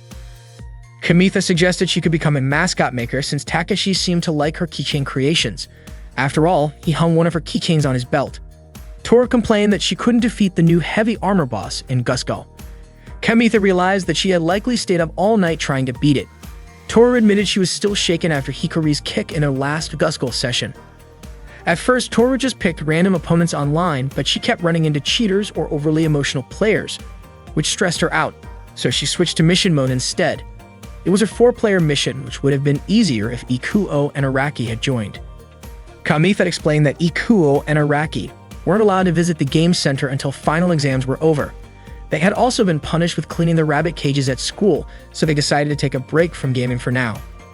Kamitha reassured Toru that he would play with her like usual. Toru felt like Kamitha was doing this because she had previously mentioned wanting to play Gusgul every day. Kamitha clarified that Ikuo and Araki had gotten into trouble trying to help Makoto. Toru suddenly recalled Hikari's words at the game center the other day and realized she and her friends wouldn't be able to play together for a while. Kamitha comforted her, saying they could all play together again once exams were over. Toru, however, didn't like the idea of taking Kamitha away from Ikuo and Araki. She asked Kamitha to leave her alone for the day. Grabbing her phone and wallet, Toru left the room. Kamitha asked if she was going to the game center and offered to accompany her. Toru declined, saying Kamitha didn't need to come with her. Kamitha then suggested they practice their Gusgul teamwork instead. Kamitha insisted he wouldn't leave her, almost following her into the bathroom. Sauda found it odd that the two of them seemed inseparable, even near the bathroom. Kamitha explained that he enjoyed playing with others at the game center more than playing alone. Toru reminded him that plenty of other people besides Kamitha played with her there. Toru called Hikari, wanting to settle things from the other day. She asked Hikari to meet her at the game center, but Hikari said she was busy with other matters. Toru then asked if this was just Hikari's way of avoiding her. Hikari explained that Toru seemed to have misunderstood her. She had only faced Toru because Takeshi had asked her to. She also questioned why she would go to the game center just because Toru asked her to. Hikari then added that she had stopped playing games since middle school and mentioned that Toru probably had better partners than her now. Before hanging up, Hikari ended by saying, "Good luck." Toru stepped out of the bathroom, only to find Kamitha leaning against the door. The door suddenly pushed him, making him stumble and causing Toru to jump in surprise. Kamitha asked if Toru wanted to check out a different game center, one that he used to frequent. He was eager to show her the place. When they arrived, Toru was surprised that such a place even existed. It turned out to be Kamitha's secret hangout when he was younger. The owner was a bit eccentric and had kept a vintage sliding ball game in the corner. Kamitha invited Toru to play a game with him. As they played, their bodies were close and Kamitha felt a bit flustered. However, they lost shortly after starting. Kamitha explained that it was hard to maneuver the joystick while they were standing so close to each other. Toru laughed and said Kamitha should have just told her to move over. Kamitha then suggested they try a soccer game. In this game, there were no offside rules or instant game overs. The goal was simply to kick the ball into the opponent's goal. They quickly got into it, eagerly competing to score goals. The game was simple, requiring only quick reflexes and hand speed. By the end of the game, Toru scored 3 goals, while Kamitha only managed 2. Toru was thrilled to have won the game. Kamitha joked that she was passing a ball too quickly, to which Toru responded that she got carried away with the excitement of passing. It was only then that Toru realized her finger was injured from playing. Kamitha immediately pulled out a bandage that Araki had given him at the game center when they had been playing the claw machine. At first, Toru brushed off the injury, saying it was nothing serious, but Kamitha pointed out that an untreated wound could lead to infection. Toru teased him, saying he seemed like a nurse. Kamitha gently applied the bandage to her injured finger, and Toru noticed that the design looked like a ring from a game. Kamitha handed her the remaining bandages to use in case she needed them later. Toru sighed and admitted that she was such a mess. She felt like she was causing her older brother Sata too much trouble, and now Kamitha was also worried about her skipping school. Kamitha reassured her, saying that Sato was kind-hearted. Even if Toru didn't think so, Kamitha guessed that Toru started playing games because she wanted to connect with her brother, or maybe she just admired him. Toru didn't deny it. She admitted that it was because of Sata that she always thought about gaming, which often led to her making mistakes. Kamitha mentioned that he had heard some stories about Toru's past from Hikari. Toru explained that she had been secretly gaming alone since the start of high school.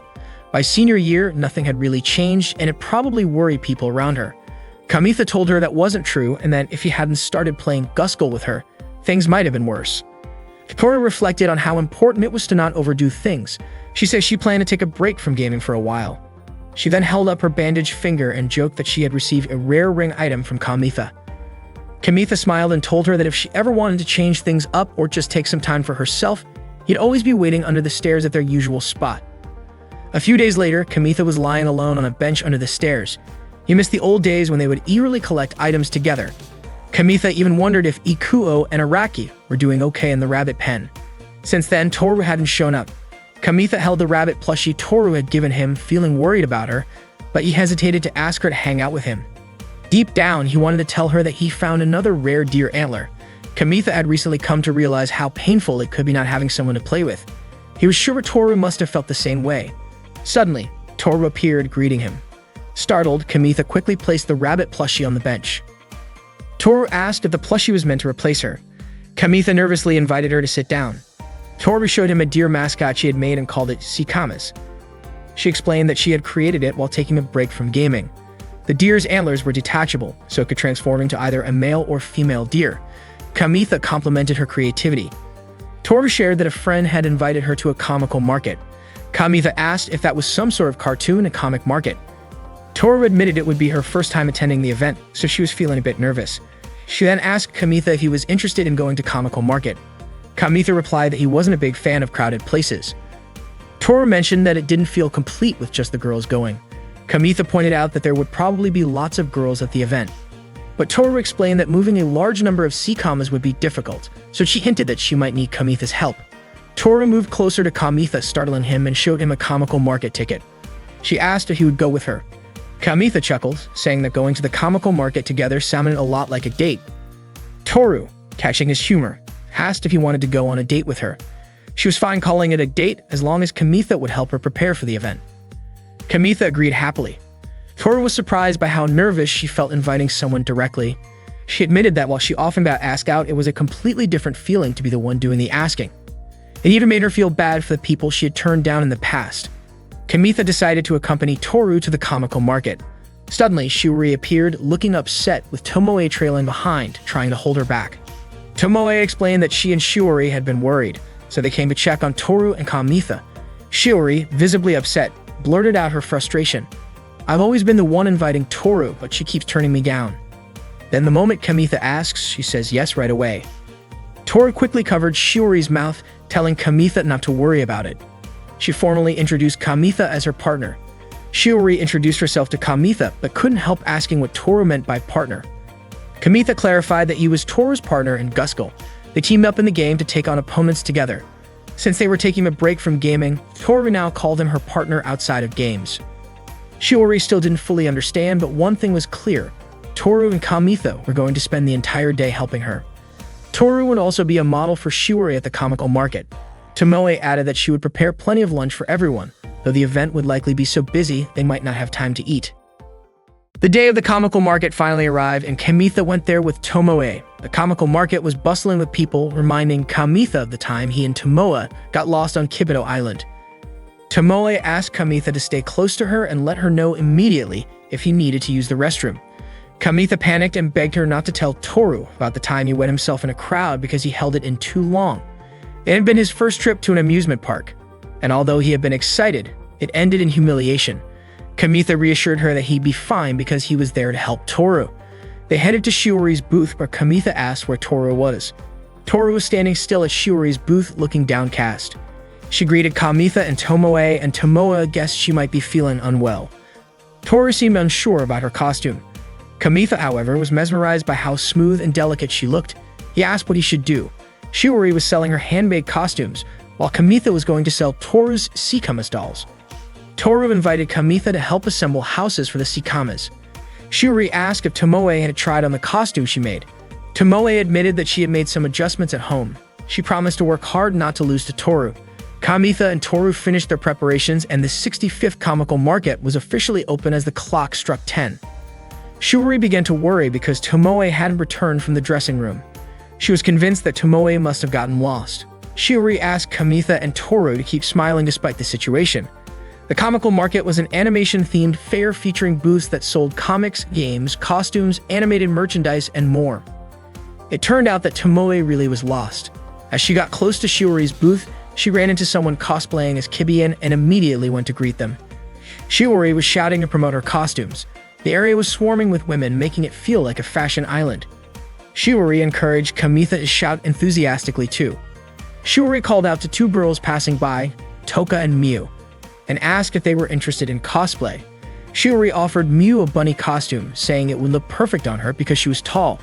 Miu asked where she could even wear such a tight costume. Shiori reassured her that the fabric was smooth and stretchy, and it could even double as pajamas. Toka, on the other hand, was curious about the Sikamas. Toru explained that the dolls had detachable antlers, allowing people to switch between male and female designs. Kamitha chimed in, saying that deer are symbols of loyalty and their love is pure and platonic. He elaborated so much that he ended up scaring them a bit, prompting them to leave to check out an owl mascot instead. Shiori teased Kamitha, saying he was trying to help Toru but only made things worse. Kamitha apologized, especially since a customer had just shown interest in the Sikamas. Suddenly, Kamitha had an idea to use the Sikamas as costume accessories to increase their appeal. Shiori agreed, saying they would look like military medals. Kamitha wasn't sure where to place the deer, on the head, chest, stomach, or hips. He tried them all, which made Shiori laugh. She teased him by saying he looked like he was wearing a stethoscope. Toru, feeling like they were just making fun of her, got upset and stormed off. Shiori explained that Toru wasn't used to being teased like that. Leaving Shiori to watch the booth, Kamitha hurried off to find Toru. While searching, Kamitha overheard people talking about a girl in a Mariusa costume. He saw Toru surrounded by photographers, snapping her pictures. Toru looked uncomfortable, especially as some of them commented on how soft the bottom of her costume seemed. Kamitha pushed his way through the crowd, but someone scolded him for being rude. Kamitha explained that the model didn't like the attention and begged to get through, but he was shoved back. At that moment, Tomoe appeared. Kamitha asked her what she was doing, and she said she had been chatting with Kibian. Kamitha was astonished that Tomoe got lost for the same reason she used to in grade school. Kamitha told her he needed to rescue Toru from the situation. Tomoe suddenly removed her cover, revealing a Gusco costume. The outfit was so sexy that it immediately drew the photographer's attention, giving Kamitha the chance to help Toru. Toru managed to escape with Kamitha. Their hands were tightly clasped, and Kamitha could feel Toru's body trembling. Toru admitted she felt terrified when unfamiliar cameras were pointed at her. Kamitha apologized for staring at her costume earlier. Toru confessed it was partly her fault since she wasn't used to wearing costumes, and this was her first time participating in such an event. She also believed the photographers didn't mean any harm. Toru said she felt calmer now, thanks to Kamitha, and quickly let go of his hand. Kamitha asked why Toru had been in the costume hall. She explained that she was surrounded by people while trying to find the restroom. Kamitha suddenly remembered the time he wet himself in a crowded place. He quickly apologized for not realizing what had happened and offered to head back first. But Toru stopped him, asking for help. She didn't know how to take off her costume. Toru explained she couldn't find the zipper hook on her back and asked Kamitha to look for it. Kamitha started feeling around her back and located the zipper, but he couldn't find the hook. It seemed designed to stay concealed even when her jacket was removed. After some searching, Kamitha found the hook near the bottom of the zipper, just as he suspected. However, the zipper extended to a rather sensitive area, and Kamitha couldn't reach it properly. Toru lifted the bottom of her costume slightly to help him reach it. Once Kamitha pointed out the hook, Toru managed to handle it herself. She then invited Kamitha to accompany her to the restroom so he could undo it properly, and Kamitha agreed. Later, Toru regained her confidence and started posing in front of the photographers. She also helped Shiori sell her handmade cosplay costumes. Meanwhile, Ruize arrived to patrol the area, prompting Toru and Kamitha to hide from her. Toru was especially kind to visitors, including children who stopped by their booth. That day, their hard work paid off and the event went smoothly. That evening, they went to a cafe where Hikari worked. Hikari immediately put on her glasses to disguise herself. Kamitha was surprised to learn Hikari worked there and was puzzled by her glasses. He pretended not to know her. Toru stared at Hikari, prompting Shiori to ask if Toru recognized her. Hikari revealed that she was Toru's underclassman and Kamitha's classmate. She guided them to a table and, while secretly pinching Kamitha, asked how he knew she worked there. Kamitha claimed it was just a coincidence. During dinner, Shiori treated everyone as a way of thanking them for their hard work. Noticing Kamitha and Toru's silence, Shiori asked if the comical market had exhausted them. Kamitha simply remarked on Hikari's different aura. Toru joked that Hikari would panic if she got caught skipping out on paying for a meal. Hikari insisted she was working there just like any normal person. Tomoe mentioned that she thought she had seen Hikari at a Santa contest before. Hikari was flattered that Shiori remembered, and she asked what the celebration was about. Tomoe explained that they had just come from the comical market. Tomoe teased that Toru had worn a bunny costume that day and forgot to wear underwear. Hikari playfully teased Toru, suggesting she was pushing herself too hard just because Hikari refused to hang out with her. Shiori, annoyed, called Hikari cruel and jokingly compared her to Winnie the Pooh, who's world famous despite only wearing a red shirt. Toru calmed Shiori down and told Hikari that she had placed mascot dolls at her booth and modeled the costume in exchange. Shiori chimed in, saying how hard it had been to convince Toru to wear the costume. Toru explained that she only refused at first because she didn't want to meet friends at the comical market. Hikari then asked how many mascots Toru had managed to sell that day. Toru successfully sold 3 of her handmade mascot dolls. Shiori mentioned that it was a pretty good outcome, considering it was Toru's first time attending a comical market. Tomoe then suggested to Hikari that they should wear costumes together sometime. Hikari was shocked to learn that Tomoe had also worn a cosplay costume. Tomoe showed her a picture from earlier that day, and Hikari was surprised before quickly turning her attention to serve the next customer. Toru wanted to give something to Kamitha as a token of appreciation.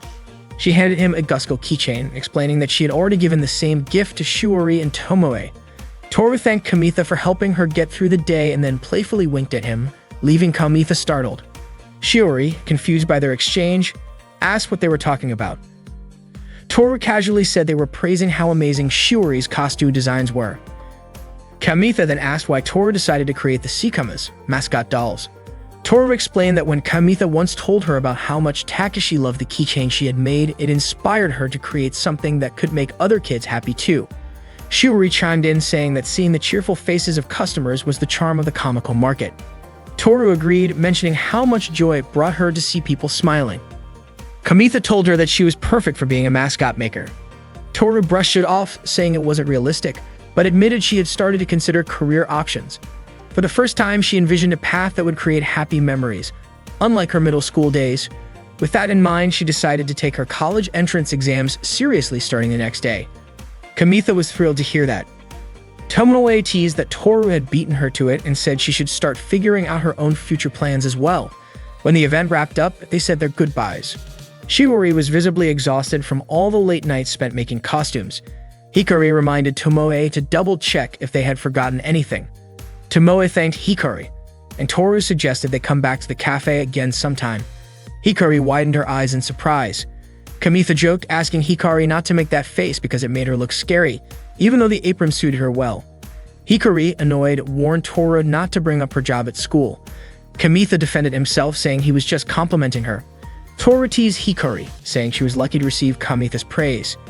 As they all parted ways, Toru started walking home. Kamitha asked Tomoe to make sure Shiori got home safely before he went after Toru. Catching up to her, Kamitha asked if something was wrong. Toru confessed that even though she'd spent the whole day wearing her Miryusa costume, no one had complimented her on it. She said she just wanted to go home. Kamitha reminded her that she hadn't fulfilled her promise yet. She had agreed to go on a date with him after he helped her at the comical market. Toru argued that they'd already gone on a date before, but Kamitha refused to count the time they'd spent with his older sister tagging along. Instead, he suggested she imagine going on a date with Sada, As they walked, they passed a park bench where several couples were kissing. Toru nervously asked what Kamitha expected her to do for him. Kamitha boldly asked her to go on a date with him right then and there. Toru, puzzled, asked if he meant a date in the park at night. Kamitha said it was his last chance since Toru planned to focus on preparing for her college entrance exams starting the next day. He explained it was his final opportunity to confess his feelings. Finally, Kamitha asked Toru to be his girlfriend, confessing that he was in love with her. Unfortunately, Toru responded by saying she didn't understand feelings like that. Kamitha admitted he had anticipated her answer but confessed that it still hurt more than he expected. Kamitha mentioned that this meant Toru could focus on her studies. While Kamitha was gazing at the moon, Toru suddenly kissed his neck. The kiss lingered and she ended up biting his neck. Toru always found herself captivated by Kamitha's Adam's apple, especially since he had a habit of looking at the sky whenever he felt troubled. Toru asked him if your weakest spot is left unguarded, doesn't it make you want to attack it? She then added, I have other weak points too. Why not target those instead? But Toru admitted she was especially fond of places that could kill in an instant. Kamitha, confused, asked why Toru did that. She explained that she didn't want their relationship to change drastically just because of her feelings, but confessed that she couldn't resist targeting his Adam's apple in the moment. Apologizing for leaving a bite mark on his neck, she applied a bandage that Kamitha had given her earlier. Kamitha commented, with that, it feels like your lips are still on my neck. Toru, flustered, told him to stop saying embarrassing things like that.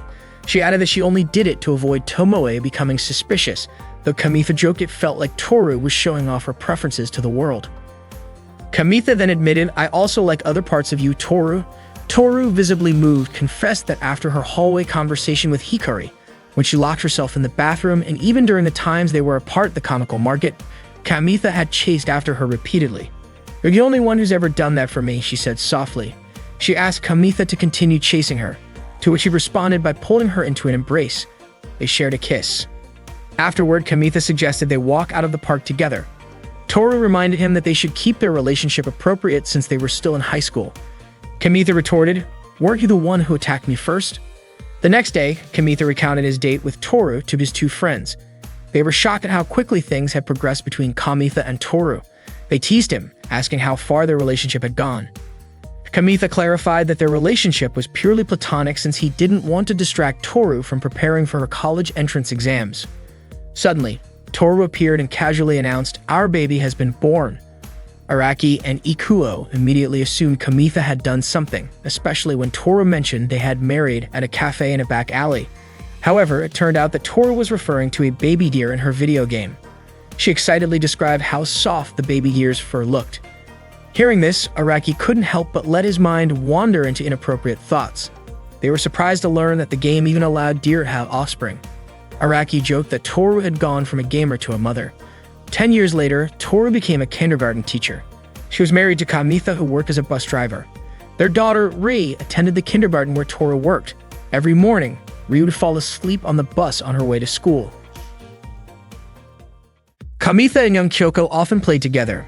One day, Kamitha was wearing a witch costume that belonged to Tomoe. Kyoko reminded him that Tomoe might get mad at him for using her costume. Kamitha replied that Tomoe wouldn't know he was wearing it. Kamitha then energetically mimicked a witch princess's movements. Kyoko complimented him, saying he looked so adorable and almost like a real girl. She then jokingly asked if the underwear Kamitha was wearing also belonged to Tomoe. Embarrassed, Kamitha tried to cover himself up. Kyoko teased him further, saying that a young man nearby seemed mesmerized by Kamitha's lively performance. Kamitha then invited Kyoko to see if the shopkeeper would also be impressed by him. At school, Kamitha overheard Hikari and her two friends chatting. They were talking about how Hikari had gone on a blind date over the summer. She hadn't updated that because she forgot to bring her phone charger. Kamitha's summer was nothing like Hikari's, filled with fun activities. Yuko asked about the name of the hotel Hikari had visited, but Hikari explained that the hotel was only open for 2 weeks during the summer, so they could only visit again next year.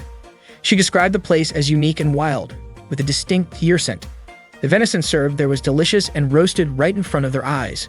It was a place with a real wilderness vibe. Suddenly, Hikari noticed a girl standing by the door and asked if she was Kamitha's friend. Kamitha invited Kyoko to come into the classroom. Kyoko quickly approached Kamitha to show him a magical girl manga that had been on hiatus since their middle school days. Hikari then asked if Kamitha liked girls' manga. Kyoko explained that Kamitha was very kind and always listened to her hobbies. As it turned out, Hikari had also read that manga when she was younger. Yukiya then asked if Kyoko was a first-year student. Kamitha clarified that Kyoko was his childhood friend. Kyoko introduced herself to Kamitha's friends. Yukiya commented that Kyoko's height and hobbies made her seem like a middle schooler. Hikari added that even middle schoolers had moved on from their magical girl manga phase. Yuko remarked on how skinny Kyoko was. Kamitha admitted that Kyoko was still childish, which made him worry about her in many ways. Later, when Kamitha and Kyoko were sitting on the school stairs, Kamitha apologized for sounding too preachy earlier. Kyoko reassured him, saying that his words had some truth to them. Kamitha was convinced that if Hikari and her friends ever opened that manga, they would think he was a pervert. The new chapters of the Magical Girl series were nothing like the old ones. It was now full of erotic and gory scenes. Even the art style had changed to match the tastes of its aging fanbase. Kyoko pointed out how much Kamitha had changed. Back in middle school, he didn't care what the girls said about him reading comics.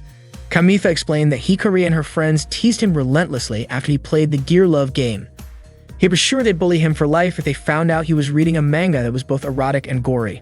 Suddenly, Tomoe appeared from the rooftop and greeted them. The leader of the nature club soon approached Tomoe, but she quickly walked away. The nature club leader then turned to Kamitha and made him swear to keep the fact that they had been on the rooftop a secret. He even threatened not to forgive Kamitha if he told anyone. Kyoko mentioned that the underwear Tomoe was wearing that day was surprising. Kamitha replied that he was already used to seeing it. Kyoko then teased him, asking if that was his taste and whether she should wear something similar. She speculated that the nature club leader had just confessed his feelings to Tomoe. Kamitha was sure the club leader hadn't even considered what underwear Tomoe was wearing. Kyoko asked why Kamitha didn't tell the club leader about it. After all, most guys would be curious about the underwear of a girl they liked. However, Kamitha refused to say anything. Kyoko then asked Kamitha to tell her more about it another time. Kamitha suggested she ask her own classmates instead. Before Kamitha left, Kyoko asked if he had any free time after school. Kamitha replied with a vague maybe. Kyoko then pointed out that Kamitha didn't have tutoring like Ikuo, and wouldn't be helping Araki in the rabbit pen either. Finally, Kamitha agreed to hang out with her after school. Kyoko wanted to go to a pancake shop to talk about the girl who worked there. Kamitha suggested she invite her female friends instead because having a guy there would stand out. However, Kyoko told him that his aura didn't feel masculine at all. Kamitha responded by saying he would prove his manliness. Suddenly, Kamitha noticed Takeshi teaching Rin how to do the Gasak transformation. Rin admitted she couldn't transform properly. Kamitha patted her head to comfort her, saying the game was challenging even for him. Kyoko suggested that Rin play something more suitable for girls and choose one. Takeshi countered by saying that even Hikari could perfectly perform the Guskull transformation. Kamitha dismissed Hikari as being unusual and added that female characters had become just as cool as robots recently. He then demonstrated a magical girl transformation pose.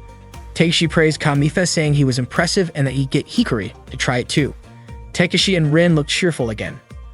Kyoko was surprised to see that Kamitha could pull off the latest magical girl poses. Kamitha admitted that he enjoyed making people laugh and happy. When they arrived at the pancake shop, Kamitha became the center of attention because he devoured so many pancakes. He asked Kyoko if he looked manly for eating so much, but Kyoko said he'd look more masculine if he had a girlfriend. She then brought up how Kamitha used to say he wanted a girlfriend in high school, just like Papru the magical girl. Kamitha laughed it off, saying he didn't dream about that anymore. Kyoko asked if Kamitha planned to confess his feelings to Hikari, suggesting he might like her. Kamitha denied it, saying it was impossible for him to fall for the most popular girl in school. Kyoko was surprised to learn Hikari was popular and joked about starting a Hikari fan club. Kamitha felt like Kyoko was treating him like a middle schooler and pointed out that her behavior was why people often mistook her for one. Kamitha admitted he wasn't one of the popular guys at school. Kyoko disagreed, saying Kamitha was cool because she had seen him surrounded by girls while standing in front of the finals announcement board. She teased that the old Kamitha wouldn't have been able to play games with beautiful third-year girls. Embarrassed, Kamitha asked her to stop bringing it up and changed the subject to Kyoko instead.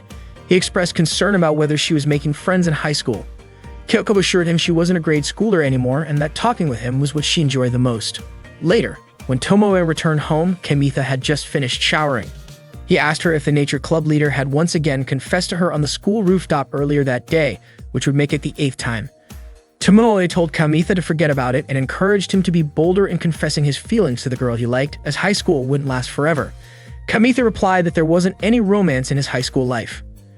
Tomoe revealed that the nature club leader had actually asked her to introduce him to Kyoko so they could go mountain climbing together.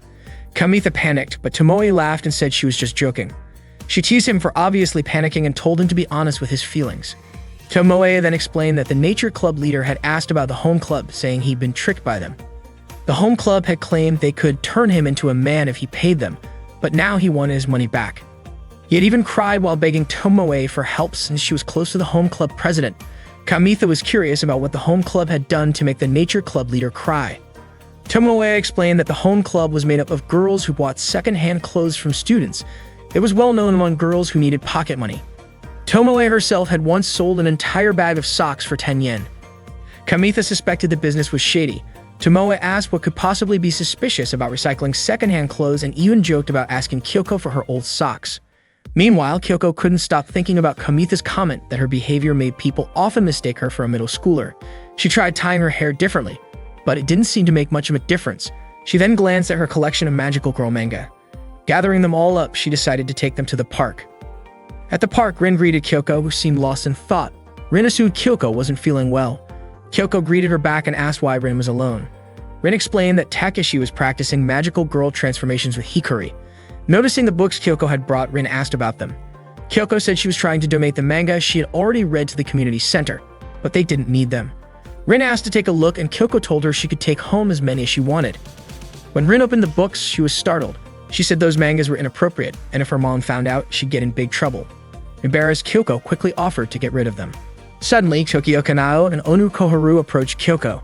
Nao performed a magic trick for Rin, who excitedly clapped her hands over a wiggling object. As soon as she touched it, it transformed into a flower. Koharu, meanwhile, opened one of Kyoko's mangas and remarked that it wasn't suitable for children.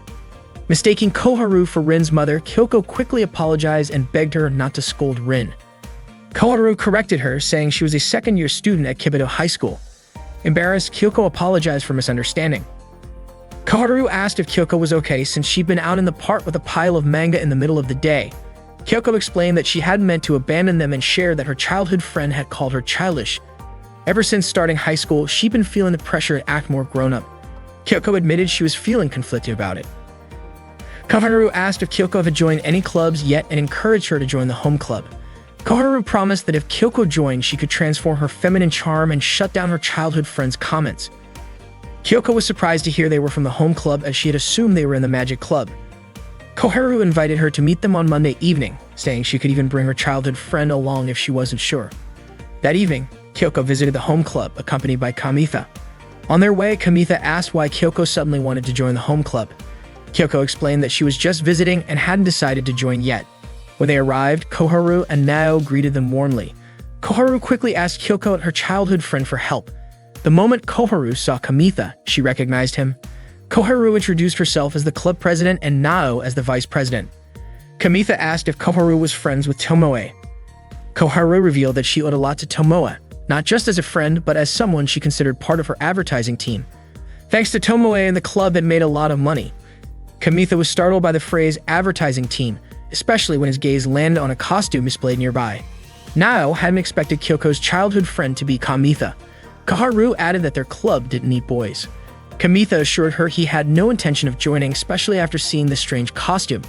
Nao asked Kamitha to wait outside so they could proceed, but Kamitha was reluctant to leave Kyoko alone. Kyoko reassured him, asking him to wait outside. Reluctantly, Kamitha stepped out but warned that he'd barge in if anything happened to her. They quickly asked Kyoko to take off her outer layer of clothing, especially since it was a full moon that night, an ideal time for their ritual. After Kamitha finished arranging the chairs, the girls emerged from their room. All three were wearing kimonos and carrying dango. Kamitha was captivated by Kyoko's appearance. The activity was more of a moon viewing party than a formal ritual. Kamitha wondered aloud if they always went to such lengths to be this meticulous. Koharu explained that their approach was practical. Making dango was just an activity, but their real goal was to add excitement to people's everyday lives. Wearing kimonos and enjoying a moonlit celebration was incredibly fun, but Kamitha stood out in his regular clothes. Kyoko teased Kamitha, asking why he didn't try wearing women's clothing again like he did in the past. Koharu and Nao were visibly surprised to hear this. Kamitha quickly asked Kyoko to stop saying things that might lead to misunderstandings. He explained that it happened one Christmas Eve when Kyoko's mother was working late and left her in Kamitha's care. He had worn a magical girl costume and acted silly to cheer Kyoko up because she was feeling down. Kyoko only learned the truth then. Kamitha continued recounting how he ran into Ikuo, who was searching for a book in Indo-Garret. Ikuo mistook Kamitha in the magical girl costume for one of Kyoko's female friends. Shocked, Ikuo lifted Kamitha's skirt and then fainted. Kamitha ended up catching a fever and was bedridden for days. When he finally returned home, Kyoko's mom scolded him for taking Kyoko out so late. Kyoko apologized, feeling guilty that it all happened because of her. For Kamitha, though, it was one of his fondest memories. Koharu called Kamitha an emotionally unstable teenager. Nao offered Kamitha some soybean flour dango to restore his energy. Kyoko stood up and admired the full moon. Kamitha, mesmerized by Kyoko's beauty, fumbled when she asked if the dango tasted good. Instead of answering right away, he blurted out, "You're so beautiful." Realizing his mistake, he quickly corrected himself, saying the dango is really good. Kyoko was delighted to hear that, especially since she had helped make them. Nao took the chance to ask Kyoko if she'd like to join the home club. Kamitha suddenly questioned why the home club owned so many outfits for girls, saying he didn't want Kyoko joining a suspicious club. Koharu got annoyed and protested that their club wasn't suspicious at all. At that moment, Shiori arrived, saying she would explain everything. Shiori had come to the club because she had overheard Nao and Koharu arguing over whether to use soybean flour or red bean paste as the dango filling. Nao mentioned they ended up choosing soybean flour. Shiori explained that Koharu became the president of the club in the second semester, though Koharu always called Shiori president. Shiori then asked if Kamitha was the one who used to play games with Toru under the stairs. Kamitha clarified that he and Toru only traded items. Shiori introduced herself as the former president of the home club. Kamitha realized that the president everyone referred to as Tomoe was actually Shiori. She revealed that their club often lacked funds for kimonos and dango, so they repurposed and sold secondhand items. Even the Santa costume Tomoe wore was handmade by Shiori to promote the club. Kamitha brought up something the outdoor club president had said about turning someone into a guy. Shiori explained it was a misunderstanding. The home club had made a banner for the outdoor club, but the president didn't like the design and started spreading false rumors. In reality, the home club had simply followed the design instructions and didn't offer refunds. Nao showed Kamitha the banner as proof. Kyoko then announced that she was interested in joining the home club. Kamitha supported her decision and cheered her on. Kyoko smiled warmly and thanked him. That day, Tomoe and Kamitha went to a pancake shop. Kamitha asked when the last time Tomoe celebrated Christmas with Kyoko was. According to Tomoe, the last time they spent Christmas together was during her final year of middle school. Tomoe suggested they ask Kyoko to bake a Christmas cake this year. However, Kamitha joked that Kyoko would need 5 years of training in the home club before she could bake a proper cake. Tomoe and Kamitha wondered if Kyoko would fit in the home club. Kamitha then decided he would visit Kyoko at the home club later. That day, Ms. Masami announced plans to set up a venison stall for the Founders Festival. Ms. Masami asked Hikari if she thought wild venison was delicious. Hikari replied that she didn't know any easy way to source wild venison. Ms. Masami said she would contact her cousin, who worked at a company. Yuki asked who would cook the venison. Yuko pointed out that Hikari had once made venison barbecue. Hikari admitted it was during summer vacation, so she didn't remember much. But Yuko was confident Hikari would recall the details once she started cooking. Hikari laughed and said she didn't want to handle raw meat. Suddenly, the president of the outdoor club offered to butcher the venison, claiming expertise in grilling fish, so handling venison wouldn't be much different. The others eagerly volunteered to prepare charcoal. Hikari, confused, wondered how things had escalated when she hadn't even volunteered to cook. During lunch break, Yuko invited Hikari to watch boxing on Christmas Eve. Yuki asked if Hikari already had plans for the evening. Hikari mentioned she had dinner reservations at a luxury hotel, earning praise from her friends. Kamitha found it hard to believe someone had invited Hikari on a date. Just then, Ikuo approached Kamitha and apologized, saying he already had plans for Christmas Eve. Ikuo shared that he liked a girl he'd been interested in since grade school. He even took lessons just to be close to her, and they grew close over the summer. Ikuo admitted he found spending time with her more enjoyable than wrestling with Kamitha. Kamitha asked if Ikuo was sure about this, and Ikuo said he felt he was maturing. Kamitha congratulated him and said he would always support him. Kamitha's plans for Christmas Eve, it seemed, involved playing with rabbits alongside Araki. Ikuo suggested Kamitha attend a summer seminar, hinting that he might meet a cute girl there. Ikuo claimed he had seen someone there who resembled Hikari. Kamitha quickly told Ikuo to stop bringing up Hikari. Ikuo teased that maybe Kyoko was a better match for Kamitha. Kamitha dismissed the idea as impossible, but Ikuo insisted they were perfect for each other. Meanwhile, Ruizi asked the home club to decorate the Christmas tree. Koharu and Nao questioned why the head of the disciplinary committee was assigning the task to them. Ruizi explained that she was also serving as the executive committee chair for the Founders Festival. Koharu suggested assigning the tree decoration to the drama club instead. Ruize replied that she had already asked the drama club to create the entrance arch. Nao proposed reusing last year's design, but Ruize revealed the school had been using that same design for 9 years straight. Nao and Koharu discussed their concerns. Ruize would likely provide a minimal budget. If the home club ran out of funds, they wouldn't be able to make mochi for New Year's. Ruize offered a deal and even brought up disciplinary reports about Shiori, the former home club president. Ruize read a complaint from May about a heater being left in the hallway. Koharu explained they had only placed it there temporarily while moving it to storage. Nao pointed out it was just used to warm mochi and potatoes, wondering what the issue was. Ruize argued it was a safety hazard, as someone might trip and get injured. Koharu laughed, finding it absurd that anyone could be that careless. Ruize insisted that rules were rules and declared the violation would be added to Shiori's disciplinary record as the club president at the time. Ruize even threatened to reveal all the complaints against the home club, making it clear she intended to tarnish Shiori's record because of Koharu and Nao. Ruize warned that if the home club didn't meet her request, she would report them to the student counselor. Koharu couldn't believe how ruthless Ruize was. Smiling, Ruize reminded them to have the Christmas tree design ready by next week before leaving. That afternoon, Kamitha visited the home club and found Kyoko asleep in a revealing costume. Kamitha was startled, which woke Kyoko up. Seeing Kamitha's flushed face, Kyoko asked why he looked so embarrassed. Kamitha told her it was her fault for sleeping in such a sexy outfit. Kyoko didn't even realize she had fallen asleep and asked if her costume had gotten wrinkled. Kamitha reassured her it wasn't wrinkled and then laughed, leaving Kyoko confused. Kamitha asked why Kyoko was wearing that costume, and it turned out she was modeling it for the seniors who had made it. Noticing that Kyoko was also wearing a wig, Kamitha grew suspicious, wondering if the seniors were playing a prank on her.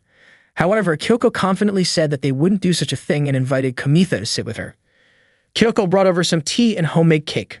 When Kamitha tried it, he was surprised at how delicious it was. He asked where Koharu and Nao were, and Kyoko explained that the home club had suddenly been tasked with decorating the Christmas tree for the Founders' Festival, so they had gone to gather materials.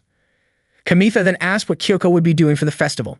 She said the home club typically sold cakes every year, and it was usually the first-year students who baked them. Kyoko admitted she didn't even know what her own cakes tasted like.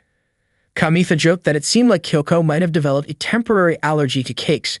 Kyoko mentioned that she had been so tired from baking that she fell asleep while making tea for her seniors. After chatting, Kamitha thanked Kyoko and said goodbye. However, as Kyoko walked away, she suddenly tripped. The heels she was wearing were too high and dangerous. Kamitha insisted she take them off. He almost said something else to her but held back, still feeling too nervous. During lunch, Kamitha approached Hikari in the cafeteria. He asked her for recommendations on good date spots for Christmas Eve. Hikari was puzzled and wondered why Kamitha couldn't think of something on his own. Kamitha explained that he was planning to invite a girl on a pancake hunting date for Christmas Eve, but lately the girl had grown tired of cake. He added that he'd spent the entire week brainstorming a backup plan, but it was all useless. Hikari was surprised to hear that Kamitha was asking a girl out on a Christmas Eve date. She promised to guide Kamitha in the right direction. According to Hikari, modern girls dream of doing mature things for Christmas. Kamitha didn't understand what she meant by mature and quickly searched the term on his phone. Hikari's idea of mature activities included things like gazing at Kibito Tower at night from a cruise ship. However, Kamitha's search results showed listings for adult hotels, which shocked him. Realizing the misunderstanding, Hikari grabbed Kamitha's phone and was equally startled to see the recommendations.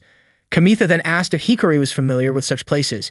Hikari replied that she was used to visiting those kinds of spots, leaving Kamitha bewildered. Later, Kamitha went to the home club and ran into Ruize, who looked upset as she was leaving. When Kamitha asked why Ruize seemed angry, Kyoko explained that Ruize wasn't happy with the Christmas tree decorations. According to Nao, Ruize just couldn't appreciate how great the design was. When Nao showed Kamitha the design, he was shocked at how creepy it looked. Koharu explained that Ruize had asked them to use pastel colors that children would like, but they didn't have the budget for pastel fabric. She added that Shiori had already used up all the funds for her comical market booth.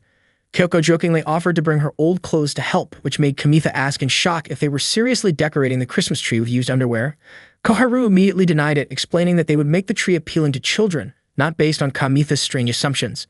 Kyoko innocently mentioned that she still had some character-themed grade school underwear. Koharu shouted in exasperation that that wasn't what she meant. Finally, Koharu asked Kyoko and Kamitha to go out and gather the materials they needed. Kamitha offered to bring some of his old clothes as well. They went to Kamitha's house, where Kyoko tried on one of his grade school outfits. Kamitha complimented her, saying it still fit her well. Kyoko explained that the clothes had been made a bit loose to begin with. Kamitha quickly clarified that he wasn't implying she hadn't grown. This reminded Kyoko of a time when she wanted to borrow Kamitha's Inago mask costume as a child, but he refused to lend it to her. Back then, Kyoko had lent him her clothes, and she didn't understand why he wouldn't do the same. The reason, Kamitha finally revealed, was that he didn't want his Inago mask costume to get wet if Kyoko accidentally peed on it. Kyoko blushed and quickly took off the costume, but by accident, Kamitha saw her while she was changing. He immediately turned his back and told her that she shouldn't be changing in the hallway. Even though they used to change together when they were kids, Kamitha said Kyoko should know they're both adults now. She should change in Tomoe's room. Kyoko joked that if she had an older sister, would she be getting her hand-me-downs too? Since she was an only child, Kyoko wouldn't know what that was like. As Kyoko was about to leave, Kamitha gave her one of his jackets. He explained that it didn't fit him anymore, but he didn't want to throw it away since it was a gift he received when he enrolled. Kyoko was happy and put it on right away. Unfortunately, the seniors didn't accept Kamitha's used clothes. Kamitha reluctantly decided to donate the jacket for the Christmas tree decoration. He and Kyoko walked through the park together, and Kamitha suddenly asked her to pick a pancake shop for their date. He handed her his phone so she could browse some pancake offers at nearby bakeries. Kyoko was surprised to learn that there were so many bakeries in Kibyo. Kamitha asked if Kyoko wanted to eat something after the Founders Festival. Just then, Kyoko was shocked to see an ad for a hotel booking discount on Kamitha's phone. Kyoko immediately asked if Kamitha was planning to take her to an adult hotel. Kamitha explained that the ad just randomly appeared on his phone. Kyoko replied that she had to help clean up after the festival and couldn't be sure what time it would finish. Kamitha apologized for making her feel uncomfortable, and they continued walking to deliver the items to the home club. Suddenly, Kamitha asked Kyoko what she thought of him. Kyoko said that Kamitha was kind-hearted and always gave away his used things. She even considered Kamitha more than just a friend, but like a friendly neighbor. Kyoko apologized for turning down his invitation. Kamitha told her it was okay, and that he would ask another girl from his class to go with him to eat pancakes instead. Little did they know, Koharu and Nao had been secretly watching them. Later, Kyoko was in the home club room when Koharu and Nao entered. They asked if Kyoko had managed to get anything. Kyoko replied that she had brought some of Kamitha's old clothes. Kamitha had actually offered to walk Kyoko home since it was late, but Kyoko said she would be going with Koharu and Nao instead. Koharu suddenly remarked that Kamitha could be mature, even though he looked so innocent, and they teased him about inviting Kyoko to an adult hotel. Kyoko didn't realize that they had overheard her conversation with Kamitha earlier. She became extremely embarrassed and jumped onto the sofa. Nao joked that if Kyoko considered Kamitha like a neighbor, then there was no need to feel embarrassed. Kyoko insisted that she still felt embarrassed, even if it was a neighbor asking her to go to an adult hotel. Koharu then asked if Kyoko would still feel embarrassed if it was her and Nao asking her to go to an adult hotel. Kyoko laughed at that. Koharu explained that no matter what, Kyoko must still see Kamitha as a man, and she was probably just surprised by how serious he suddenly became. Kyoko started wondering if her reaction earlier had hurt Kamitha's feelings. According to Koharu, Kyoko needed to show off her underwear to get a man excited. Kyoko asked why men were always so lewd on Christmas Eve.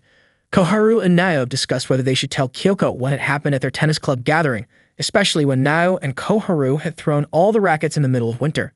Koharu quickly said that she would introduce Kyoko to someone who knew more about the kinds of things Kyoko had been asking about. The next day during break, Kyoko saw Kamitha and Ikuo talking together behind the school. Their closeness made Koharu suspicious, and she joked that Kamitha might be venting with another guy after being rejected by Kyoko. Yuko told Koharu not to say anything bad about Kamitha, but it turned out Koharu was just joking. They then met Hikari at the cafeteria's terrace. Koharu was surprised Hikari could eat outside in such cold weather. Hikari explained that ramen tastes better when eaten in the cold. She then asked if they wanted to help design her costume for the Santa contest. They all agreed, and Hikari seemed excited, confident that she would win the contest that year. However, Nao added a condition for Hikari. She would have to give advice to Kyoko. Koharu mentioned that while they knew a lot about the Buddhist Equator Festival, they didn't know much about Christmas. Hikari asked Kyoko what she wanted advice on. Kyoko asked why men seem so eager for lewd things around Christmas time. Hikari gave a detailed explanation, saying that the red Santa costume increases men's appetite and libido. She explained that the reindeer pulling Santa's sleigh was a metaphor for the stork delivering babies, but flying animals in general are full of desire. Kyoko pointed out that wasn't it the reindeer from the North Pole that pulled Santa's sleigh? Hikari replied that reindeer were part of the deer family. Kyoko thanked Hikari for the lesson. Hikari then asked why Kyoko was asking about this. Koharu said it was because there was a boy who asked Kyoko out and she needed love advice. Hikari laughed, saying that this kind of thing happened a lot during the season. Hikari shared that she was also asked out the previous night by a guy who wanted to have pancakes with her on Christmas Eve, but when she turned him down, he ended up asking other girls one by one. Hikari couldn't bear to watch it and called him spineless. She also said she wouldn't bother with him anymore. Kyoko felt frustrated hearing that and quickly excused herself, saying she had other things to do. Koharu and Nao followed her, and Nao said that maybe Kamitha felt cornered after being rejected, but men like that needed to be taught a lesson. Koharu said that since Kamitha had vented to Ikuo, his desperation might have gone too far. Nao suggested that Kyoko should forget about him. Koharu even promised to make Kyoko a pillow with a handsome guy designed to cheer her up, and if she didn't like handsome guys, they could make it with cute kittens instead. Kyoko smiled, confident that Kamitha was too much of a coward to mess around with women. Even if Kamitha were desperate, you wouldn't ask Hikari out. Kyoko didn't mind who Kamitha dated, but she didn't want him to be mocked because of her. If that happened, she wouldn't know what to do. That night, Kyoko couldn't sleep. She got up and began knitting to calm herself down.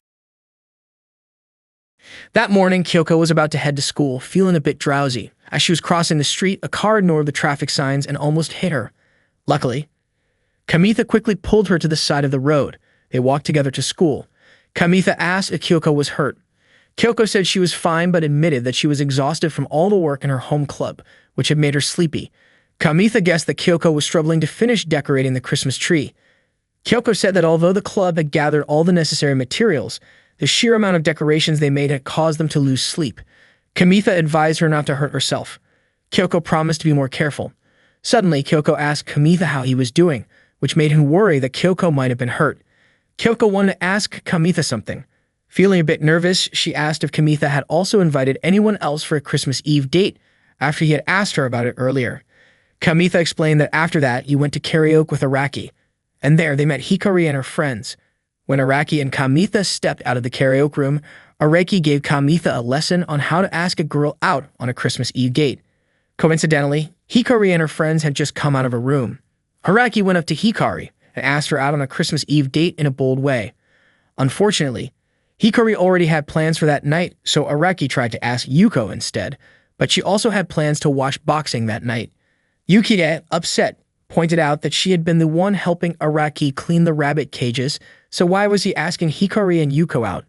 Araki then suggested to Yukie that they play Santa on Christmas Eve, wanting to give gifts to all the rabbits in the world by putting lettuce and carrots in their cages. Annoyed, Yukie kicked Araki's leg and told him that he should just go live in the rabbit cage until New Year's. Hearing this, Kyoko laughed. Araki really did do ridiculous things to cheer up Kamitha. Kamitha even wished he could act like that to cheer up Ikuo, so that Ikuo could understand how it feels. Kyoko was sure that Ikuo would hate that. Kamitha suddenly checked the jacket he had given Kyoko, but it seemed a bit too big. Kyoko said it was fine because if it was slightly oversized, she could wear it for a longer time. Kamitha was happy that Kyoko was wearing his old clothes and asked her to keep wearing it. Kyoko smiled. Kamitha asked why Kyoko was laughing like that, but Kyoko simply felt relieved to see Kamitha so enthusiastic. She also said she really wanted to get closer to him. It turned out that Kamitha felt the same way. Kyoko asked if they could continue being childhood friends. Kamitha didn't mind and said it wouldn't be so bad if he became Kyoko's neighbor. Suddenly, Kyoko handed something to Kamitha and said it was the first time she had made it for him. Kamitha thought Kyoko had knitted him a scarf, but it turned out to be a pair of knitted boxer shorts. Kyoko admitted she had learned to knit after joining the home club. She hadn't been able to sleep all night, so she got really into knitting. Kamitha then realized that the boxer shorts had kept Kyoko busy. Kyoko had made them because she knew Kamitha often got stomachaches when he felt cold. Kyoko asked if Kamitha didn't like them, adding that many girls secretly wore boxers like that. Kamitha said he liked them and joked that maybe some boys secretly wore boxers like that too. Kyoko suddenly remembered when Koharu had told her to show her underwear to make boys happy. Kyoko then invited Kamitha to go shopping with her. It turned out that she wanted him to come shopping for underwear. Kamitha's face turned red when he saw the women's underwear in front of him. Kyoko suddenly asked if it was true that frog-patterned underwear was trending at that time, but Kamitha said he didn't know anything about underwear trends. Kyoko then asked if he didn't know because he bought it with Tomoe. Kamitha said he didn't buy it with Tomoe. Kyoko even thought Kamitha had bought it with his mother. Kyoko teased Kamitha, saying she would buy that kind of underwear for Kamitha's mother. Kamitha wondered why she had to pick it out with him. Kyoko said that if Kamitha was standing alone outside, he looked suspicious, but if he was with her, they wouldn't stand out. Kamitha then asked if Kyoko wasn't embarrassed to be buying underwear with him. Kyoko said she wasn't embarrassed because, to her, Kamitha was just a good neighbor. Kamitha decided he would convince himself to help Kyoko and asked what kind of underwear she was looking for. Kyoko said that recently her butt had been getting a bit bigger, so she wanted a larger size. Kamitha called Kyoko a girl who keeps growing. Kyoko then showed him some underwear with ribbons and asked if it suited her. Kamitha naively said he didn't know since Kyoko didn't wear it. Kyoko immediately went to the changing room. Kamitha said he wasn't forcing Kyoko to wear it, especially since she didn't close the curtain. Kyoko replied that if she closed the curtain, Kamitha wouldn't be able to see her. Kyoko put it on over her skirt and asked Kamitha what he thought of the underwear. Kamitha could see that Kyoko was becoming more mature and he kept staring at her. He then said it looked really good on her. Kyoko quickly looked at herself in the mirror, and her face turned red from embarrassment. In the end, Kyoko bought the underwear with ribbons. On the way home, Kyoko asked why Kamitha had gone to the toy store while she was paying for a purchase. Kamitha said he probably would have passed out from embarrassment if he had stood in line at the cashier. Kyoko accidentally blurted out that it would have been nice because people would think they were a couple. She quickly clarified that she meant a lot of people do things like that. Kamitha said that for now, he didn't want to shop with Kyoko. He was still trembling from what had happened earlier. Kyoko said she would walk Kamitha home so he wouldn't get hit by a car. Suddenly, Kyoko got excited and said she was going to make lots of Christmas tree decorations, asking Kamitha to come see the tree when it was finished.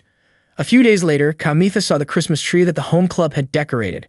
He could hardly believe that the tree was decorated by Kyoko, Koharu, and Nao. The lighting was done by the Santa Club. Kyoko thanked Kamitha for donating his old clothes. Ruize and Makoto were even amazed by the tree. Ruize was curious about how the white flower decorations were made and tried to touch them, but Koharu stopped her from opening up the flower decorations. Nao explained that the process of making them was a secret. Ruize agreed that asking the home club to decorate the Christmas tree had been the right decision, and as the chairperson of the founding festival committee, she thanked them. Koharu and Nao questioned if they no longer had to worry about the Shiori case, and Ruize assured them that she would keep her promise. Ruize then invited Makoto to check out the drama club's work afterward. Koharu felt relieved that everything was finished, and Nao even said she had reached her limit after working all night. Nao leaned against Koharu's back and fell asleep. Koharu said that she and Nao would sleep in the home club room and asked Kyoko to wake them up in an hour. Kamitha wondered why they had been so panicked when Ruize touched the Christmas tree decorations. Kyoko explained that they hadn't managed to get all the materials, so they ended up using their own old underwear. Kamitha then realized that some of the ornaments were actually made from underwear. Kamitha called Kyoko amazing for not stopping, even when she had to tackle such difficult work. He patted Kyoko's head and said he could no longer think of her as a middle schooler. Kyoko was happy to hear this, and she realized that joining the home club had some benefits after all. She touched Kamitha's chest, making him feel awkward, and said she would also try her best tomorrow. Kamitha talked about the plan for tomorrow, and Kyoko assumed he was referring to a date invitation for Christmas Eve. Kyoko mentioned that she couldn't promise when the home club would be done cleaning up after the festival. Kamitha clarified that he wasn't talking about a date invitation and asked what the home club was doing tomorrow.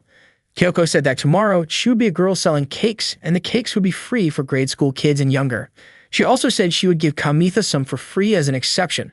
Kamitha admitted he wasn't too thrilled about it, feeling like he was being treated like a grade schooler.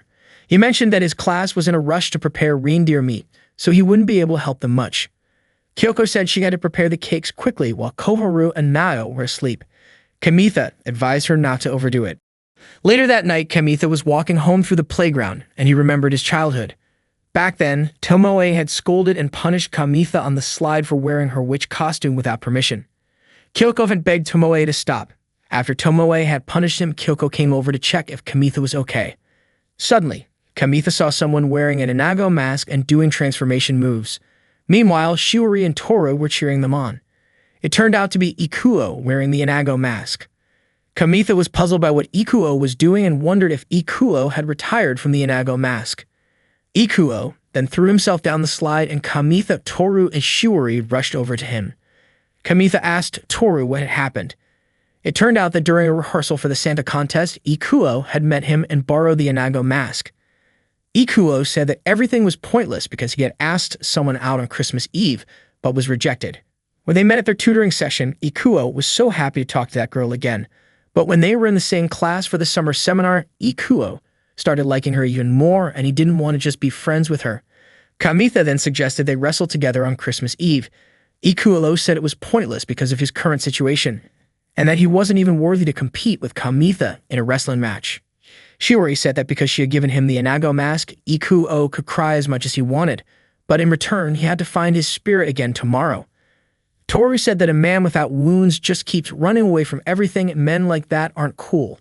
Shiori pointed out that Toru's words might lead to misunderstandings. Kamitha suddenly said that he wasn't surprised that people thought of him as just a good neighbor, and that at that moment, Ikuo wasn't a coward. In fact, Ikuo was more of a man than he was, and thanks to Ikuo, Kamitha felt inspired. Kamitha even said that he wanted to become a man like Ikuo. That night, the home club was busy making cakes. Kyoko suddenly remembered Kamitha's words, calling her amazing. She also thought about when they bought underwear at the store. Because she was thinking about it, she accidentally messed up her cake. The cake failed, and it was impossible to redo the cream. Koharu asked Kyoko to focus on the Founders Festival tomorrow because she wanted Shiori be able to eat the cake and pass without wording. Kyoko apologized. Koharu mentioned that they would hold a review meeting after the festival event. Nayo whispered to Kyoko that actually Koharu wanted to eat Odin with the swimming club. Koharu shouted for Nao not to leak that plan, but in the process, Koharu accidentally messed up the cake as well. Nayo mentioned that last year they had been scared too. Koharu said that if they failed to make the cake 3 times, they would be taken to another world by Santa. Nao also mentioned that antlers would gradually be planted on their heads, slowly turning them into reindeer. Kyoko was very frightened. Suddenly, there was a sound from behind the door, as if someone was coming. Kyoko opened the door and a female student rolled in.